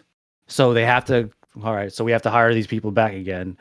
Now, that might be one reason why top studio executives weren't really at the negotiating table until very, very recently. And now the deal hasn't been ratified by the union yet. It's supposed to go to a vote next week. More than likely, it's going to get passed, though. More than likely, it's going to get passed because the union leaders have approved it, and we'll see what happens with the actors. I'm sure there's going to be a deal to come out with the the actors union as well, very, very soon after. Just because that's probably how it's just going to go. So we'll get. We'll see what exactly happens with it. Do I like the deal? Now I understand that there's some protections against them having like AI totally replace the writers, which from a long-term perspective, I don't know how that's really going to work. What happens if an up-and-coming studio comes about and they hit it off with something that was written by AI? Then that's probably not part of the deal. I don't know. And so since I wrote this question before the deal was mostly ratified the last couple of days, the 3-year deal, according to CBS, outlines a 12.5% pay increase, starting with 5% upon the ratification, and the writers will see 4% and 3.5% over the next 2 years. I didn't realize it was only 3 years. I thought it was That's a lot of money. I mean, it's a lot of money, but it's not a long time. Yeah. Right. I think the bigger wins on this, though, are the residuals for streaming to finally get that figured out. Because that was where the writers effectively over the last 10, 15 years lost probably, way more than these minimum pay increases are. Sometimes maybe a majority of the amount of money that they would make in a year. So to see them come to an agreement, and I mean, it doesn't seem like it's a lot, but it's definitely significant. And it's actually based on the viewership of these streaming shows. If they do well, the writers get paid, and that was all they were really asking. That was the biggest thing they were asking. Between $9,000 and actually $40,000, and another residual increase from Netflix from $18,000 to $32,000, which is actually very significant. That's pretty big. Those are 50% increases and 400% increases, right? That's a lot. It's way better.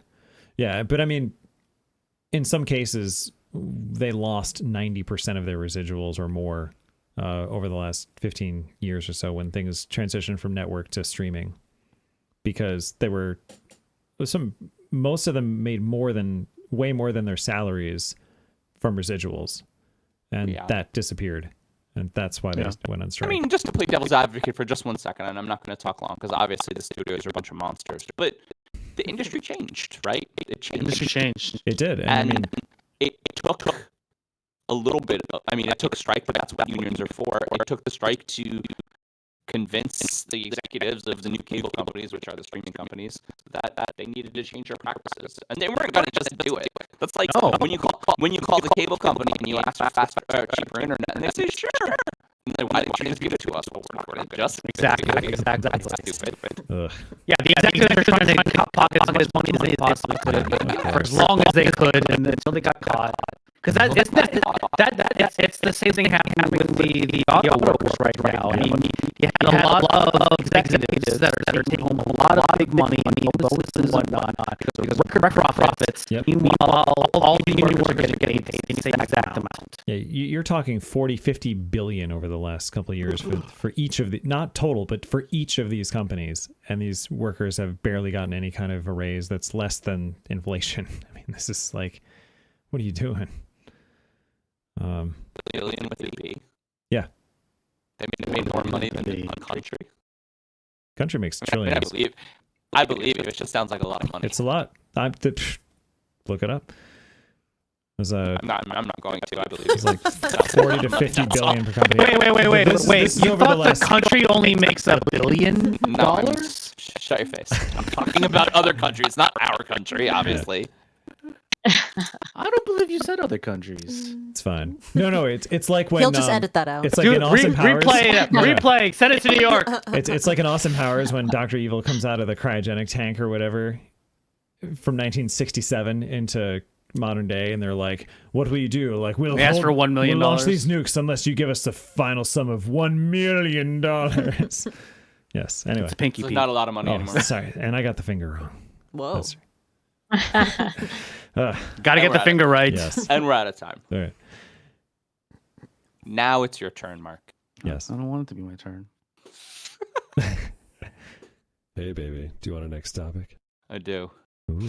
So Jeff Bezos' company is in trouble again as the Federal Trade Commission sued the juggernaut, stating that they have created a monopoly and prevented fair competition with other online retailers. Per FTC chair Lena M. Khan, I think you have to make that distinction. Quote, the complaint sets forth detailed allegations noting how Amazon is now exploiting its monopoly power to enrich itself while raising prices and degrading service for the tens of millions of American families who shop on its platform and the hundreds of thousands of businesses that rely on Amazon to reach them, unquote. So everyone, what are our thoughts on the FTC filing an antitrust lawsuit against Amazon? Good. Amazon is clearly a monopoly. Yeah. They're the only people who do what they do Right. in the whole world. I mean, it's kind of open and shut, right? I think And so. it's again, though. It's what It's happens, again- right? You get to a certain point where you get to you put everything so low that you price out everyone else, and then once everyone else is gone, then you feel like you can create the rules, right? And crank I up mean, the every prices. streaming company for the last 5 years has raised their prices $3 a quarter because Well, that's different. That's not. different. They offer a service. They're the only ones who offer a service, and they're raising the price because what are we going to do? Cancel Netflix like Mark? Yes, That was good. there needs to be more people like me that don't subscribe to Netflix. Then where do you watch Stranger Things? I mean, honestly, I it's a real don't. question. I It's a don't. real question. I have met the kids in person. Why do I need to watch the show? Come on. Ooh. Oh, now he's I did not know. sort of name You dropping. like that? You like that humble brag in there? Yeah. That was a little bit of a humble That's right. Uh huh. There is something to be said, though. it's like, again, the world has reached a place where Amazon in our lifetimes used to sell books, and then they used Yeah, to remember that? Oh yeah. yeah, and then they used to sell a little more and a little more and a little more, and then they bought Whole Foods, and now they sell everything. And what's interesting is Amazon does Prime Day. They're doing Prime Day in a couple of weeks. And really, Prime Day is just an excuse for them to clear out their Yep, their inventory. plants. Yep. Just clear out inventory about shit that they don't need, that isn't a deal. I mean, it's like a random Bluetooth charger from China. Oh my God, it's $10. It's such a good price. It Cost them $4 to like make. one. Costs $4 Yeah. to make. Yeah, right. I mean, That's another issue, though.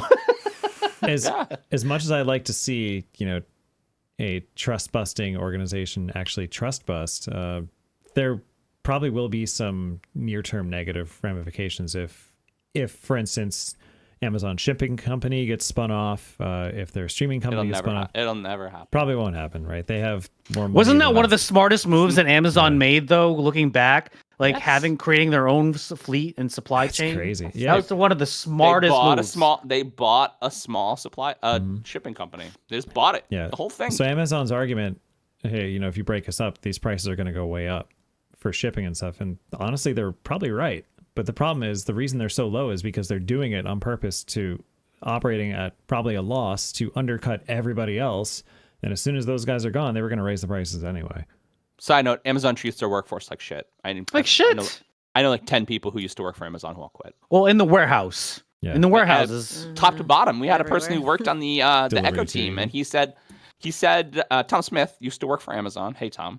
And he said that they used to motivate him and say, you can take time off, but you won't be eligible for this reward or that award. And your friends, your coworkers don't take time off, but you can.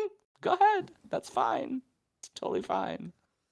I mean, it's just a really bad corporate lifestyle that they're building. The thing is, though, they're Amazon. Yeah. They're Amazon. They've gotten themselves to a point where they can essentially do that, and they can make that threat too. It's like, well, we can replace you tomorrow, and they would too.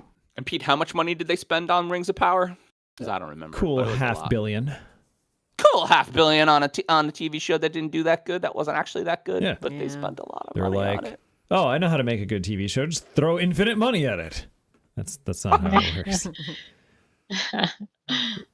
So, Janice, could you survive just in a world where Amazon just got completely broken apart like Bell Labs back in the day, right?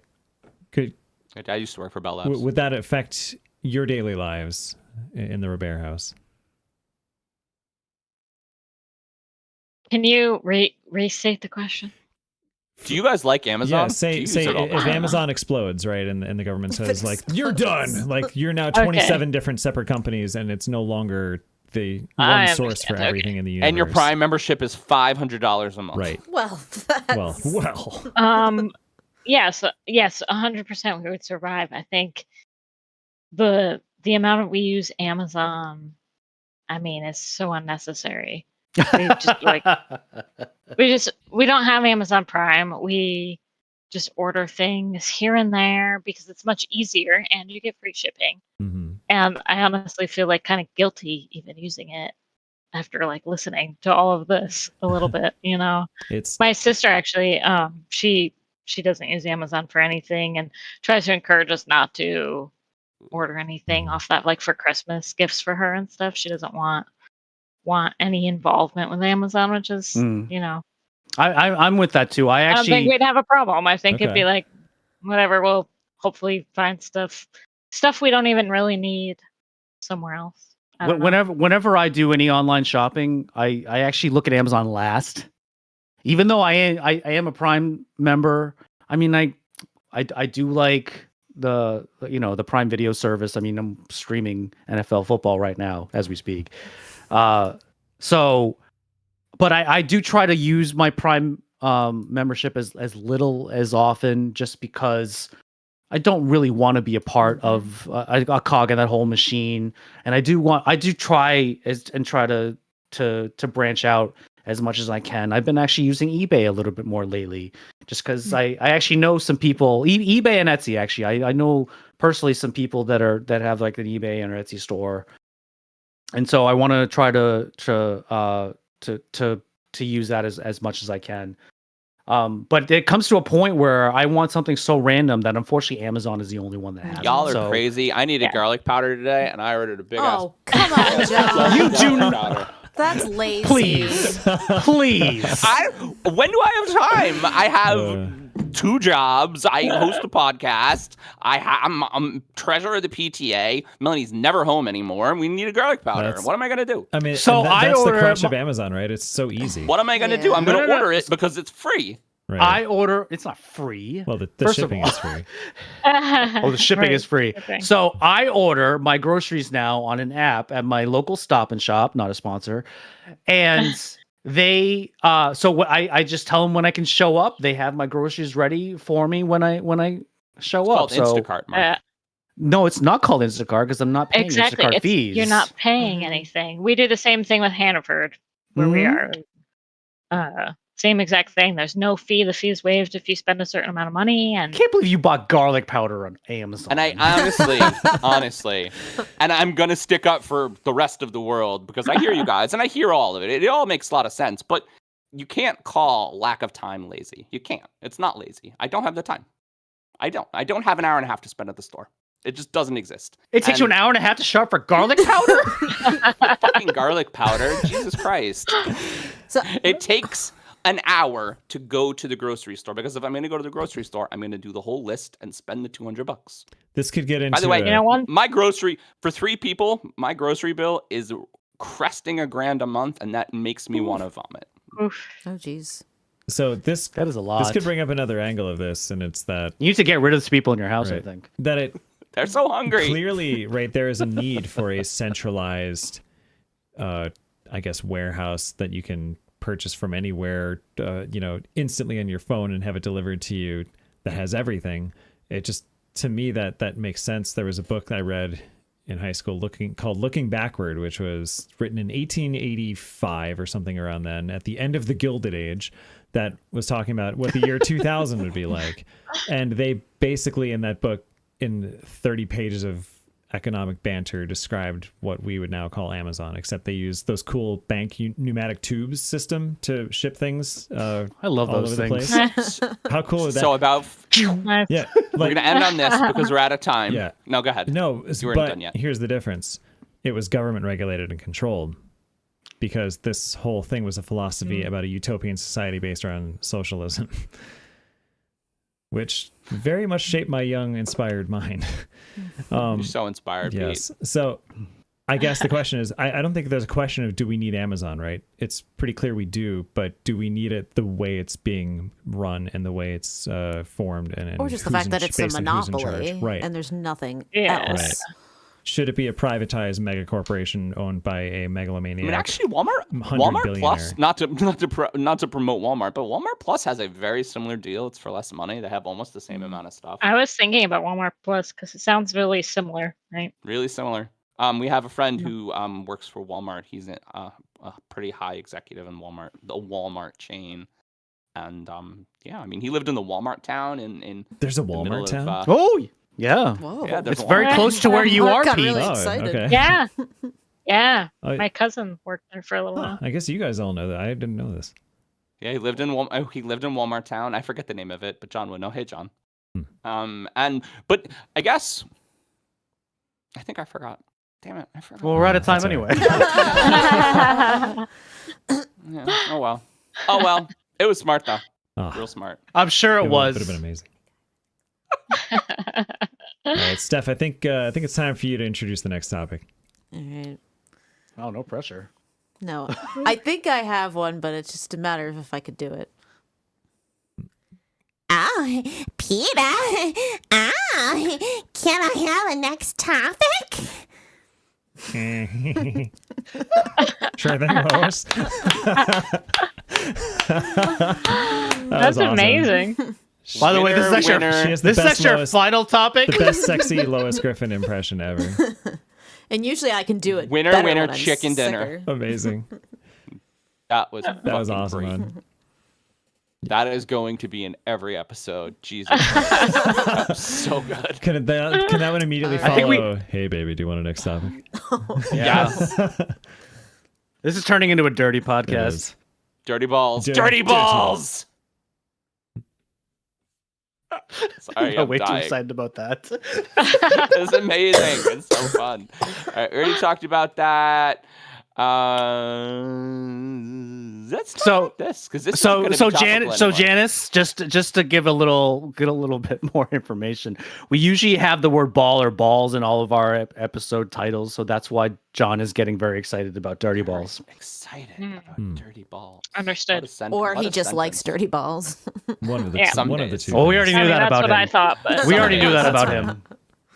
So, guys, we haven't had an AI topic this episode, my and so gosh. you know us. Here's an It's your AI Here we topic. go. Steph's I feel like favorite part of I every felt like episode. half this episode was AI. No, that was PI for pie. Yes. As the AI revolution rolls along, we are bound to run into some snags. Well, we've already hit one big one. A Microsoft AI research team accidentally exposed 38 terabytes of personal data while it? trying to upload training data to GitHub. Terabyte, by the way, for anybody who's wondering, that's 1,000 gigabytes. So 38,000 gigabytes. It's no And exabyte. 1,000 megabytes. And 1,000 megabytes. A cybersecurity firm discovered a link in the files that included backups to Microsoft employees' computers. Microsoft ensures us in its own report of the incident that no customer data was exposed. And they go on to say that the link was deliberately included with the files so that interested researchers could download pre-trained models. Right. Right. It sounds totally plausible. Totally plausible. Well, that clearly sounds like backpedaling in a company that's invested a large sum in the success and adoption of AI across industry. With things like this possible, do we ever see a large portion of industry trusting their files to AI services? And will AI ever be more than just a parlor trick or a way to parse data quickly? So we've talked about this before, right? The use and misuse of AI. There's certain repercussions associated with using some AI and generative AI that a lot of people don't necessarily know about, and they just kind of do it because AI is like the buzzword or phrase, however you want to call it right now. Everyone feels like they need to have some part in AI. Now, Microsoft getting involved with this is a little weird because I mean, right, though, just to precursor you, Microsoft is the main investor behind OpenAI. OpenAI, exactly. you They seem to be the smart ones, like thus far with AI. So having them be the leak is a little bit disturbing, just because I mean, that's their whole company. 38 terabytes of data, that's everyone's personal. That's everyone's personal information. That's a That's lot, so yeah. much information. So So much information. I mean, sense that you're gonna bring this topic up like essentially every week now. It's the Pretty AI much. segment of the show. Because again, this is what people are talking about. I've said it before, I'll say it again. I think people are saying Chat GPT more than they're saying the word Google these days. Mhm. So it's, and the more I say it, the more people are going to believe it too. well, let's just reset. Have any of you used an AI tool in the last 6 months? Nope. Multiple. I know you have because you have your doppelgangers.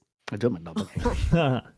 I think so They- at work, but we tend to. They are they're interesting and they're useful. And I mean, I think really the thing that they're the most useful for in this current stage, and I've said it, is content generation, right? If you run a website, if you run a social media page, we could probably run all our social media posts through ChatGPT. You wouldn't even be able to tell, right? And I think as far as industry is comprised, our industry people at the company that I work for they're talking about, do we start writing our copy in AI, which could be done right now. I know people who run marketing departments who are just switching to AI completely. I know journalists that have been fired because of AI. So I think it's really good at copy right now. Now, Actually, I want to bring this up. We've brought this up before, Janice. I want to bring this actually back towards you being a math teacher. have there been any discussions about using ChatGPT in your lessons? Because I'm sure people may have tried to, probably solve some kind of equation using ChatGPT. And if there hasn't been that discussion, I mean, do you think that your students are using ChatGPT to maybe get to solve some equations? They are, by the way. I would not be surprised. So I've actually have been out of teaching for about a year and a half now Mhm. because I had a baby back last October and took semesters off, and I probably will return this January. We'll see. But I won't be surprised because when I was teaching, especially in like 2020 when we were doing all the remote teaching, I mean, I think things like that were coming up already where it was like becoming a problem, really. So I wouldn't be surprised if that's true. It's gonna be a So whole- to follow on to that, when it becomes like very, very easy for students to cheat on just about anything that you give them, how does the way you assign work change? That's a really good It's question. a good question, I don't know right? if Yeah, there's yeah, a solution to. So here's the thing with math. There's usually there's one answer usually. And now when it comes to writing Football. a script or copy or anything like that, so AI can be somewhat creative. But math, there's not a lot of creativity. It's very black and white. Yeah, so I think one way to get around it a little bit, especially at the level that I'm teaching at, is the teacher teaches it a certain a certain method. Yep. We teach a certain method, and then you see these random methods coming up that are from Wolfram Alpha or something like that, where that they're just looking up these answers because they're not using your method. They can't explain how they did it. They just have this answer written down, which is a little bit easier at a more complicated level because you have to prove your answers. When you go down to absolutely. elementary or secondary schools, it's a little different because it's very straightforward. It's like there's 1, maybe 2, maybe 3 steps to get to an answer, and at that point, it's like, what are you going to do? You can't prove that they're looking it up. You can't prove that they're using any other methods. You can't. I wonder if that's going to do anything change. about that. Maybe instead of like homework, then to show that you can do these things. I wonder if you thought about what it would be like to have more live demonstrations in the classroom. Like, hey, who thinks they understand this the best? Like, can you do a what do they call those? The part 2 problems in the AP math exam, the calculus exam, where like, you'll have this thing and you have to write it all out in pencil, and it's like it just sprawls out an entire page of just ridiculous equations and work to derive an we answer. Understand a lot more about the way people perform than we did when we were kids, and I don't think that any sort of like modern teaching methods could point people out, because some people just aren't good in public. Some people are that's a introverted, whole and some other- people have anxiety. Yeah. Some people have anxiety, and I mean, we just have to understand that and accept. Some that, people right? on this podcast. Right. Right. Not me. Yeah. But I mean, and we had someone who on the show, a friend of ours, who postulated when we were talking about AI right in the beginning, that maybe the work changes, right? Maybe the learning process isn't coming up with the answer, but maybe it's choosing the answer, or maybe it's choosing a lot of answers, right? Like from like a social studies philosophy perspective, like, don't write me 1 paper, write me 3 or write me 5, and I don't care how you get them, but pick the one that's the best. But that's the difference with math, though, right? Math, there's really only one answer. So it really, now keep in mind, there's multiple ways you can get to that answer. But if you just ask ChatGPT, like, what's the answer to this equation? It's going to spit out the answer for you, and you didn't learn a goddamn thing. But you ask more generic questions, right? Like methodologies, like more complex word problems, so that you're understanding the way math works. Because you can't just like feed a full word problem into ChatGPT and ask. Well, it probably really can. Let's. Well, yeah, exactly. We could try that one of these days. We could try that. So that's where time comes in, though, because like I found that like in my exams, you only give them an hour, and that's not enough time for them to type in these problems or whatever, So that's true. Well, hopefully you don't allow them to have a phone on them either. We had a developer who came to us at some point after the state had decided to block ChatGPT on our network, and was like, "Hey, ChatGPT is broken." I'm like, "Yeah, we blocked it because we don't want you to use it." They're like, "Yeah, but how am I going to find the answers to my coding problems?" You're like, "Oh, Yeah. I'm like, "Well, You're going to have to Sorry. use Google like everybody else. you're gonna have to code like everybody else." Yeah. Janice, I'm not you with you being advanced in math in your earlier days, especially. I kind of had this problem a little bit because I was able to come up with answers that the teacher didn't understand, like the way that I thought about solving a problem. I did in my younger days. I had a problem with not showing my work, so the teachers thought I was cheating. But in the I was doing a lot of things in my head, and in a way that the teacher wasn't teaching us. You're so So I don't know. Did you ever did you come across that at all? Yeah, I'm sure that comes up all the time, Hmm. and it's, I would say, nearly impossible to know if that's the case other than just like picking up on it as a trend. Like if that student is constantly doing it, maybe there's more to that story, Okay. but Yeah. it'd be hard to decipher, I think. I love how we pivot, you guys. I'm just saying. Very cool. So you just don't want Mark as a student then? Yeah. Yeah, it sounds no. like he'd be too much to I'm an handle. awful student. I'm an awful student. Because I not only will I give you the answer, I'm not going to tell you how I got it. But see, That's a big Yeah, she's going to fail you. yeah. Or You just write a 1. You're like, it's if there's no work. No, all right. In all seriousness, I think this happened. I think in 5th grade, there. I ended up. The teacher like gave me all this homework or whatever, or maybe it was a test, and I essentially literally did not show any of my work. I just wrote all the answers down. And I guess I got called in later, and there was a parent-teacher conference, and Whoa. the teacher was like, your son is cheating. And then I explained to him how I got the answers or whatever like that, and he didn't understand at all. Nah, Oh. the student has become the master. And I don't know, the way that I was just processing it I think I was processing way too fast for me to write it all down. Right. So I just saw the answer in my head. Oh, so It was like it's like the meme so where I all the just wrote it down. equations are I was- flying through.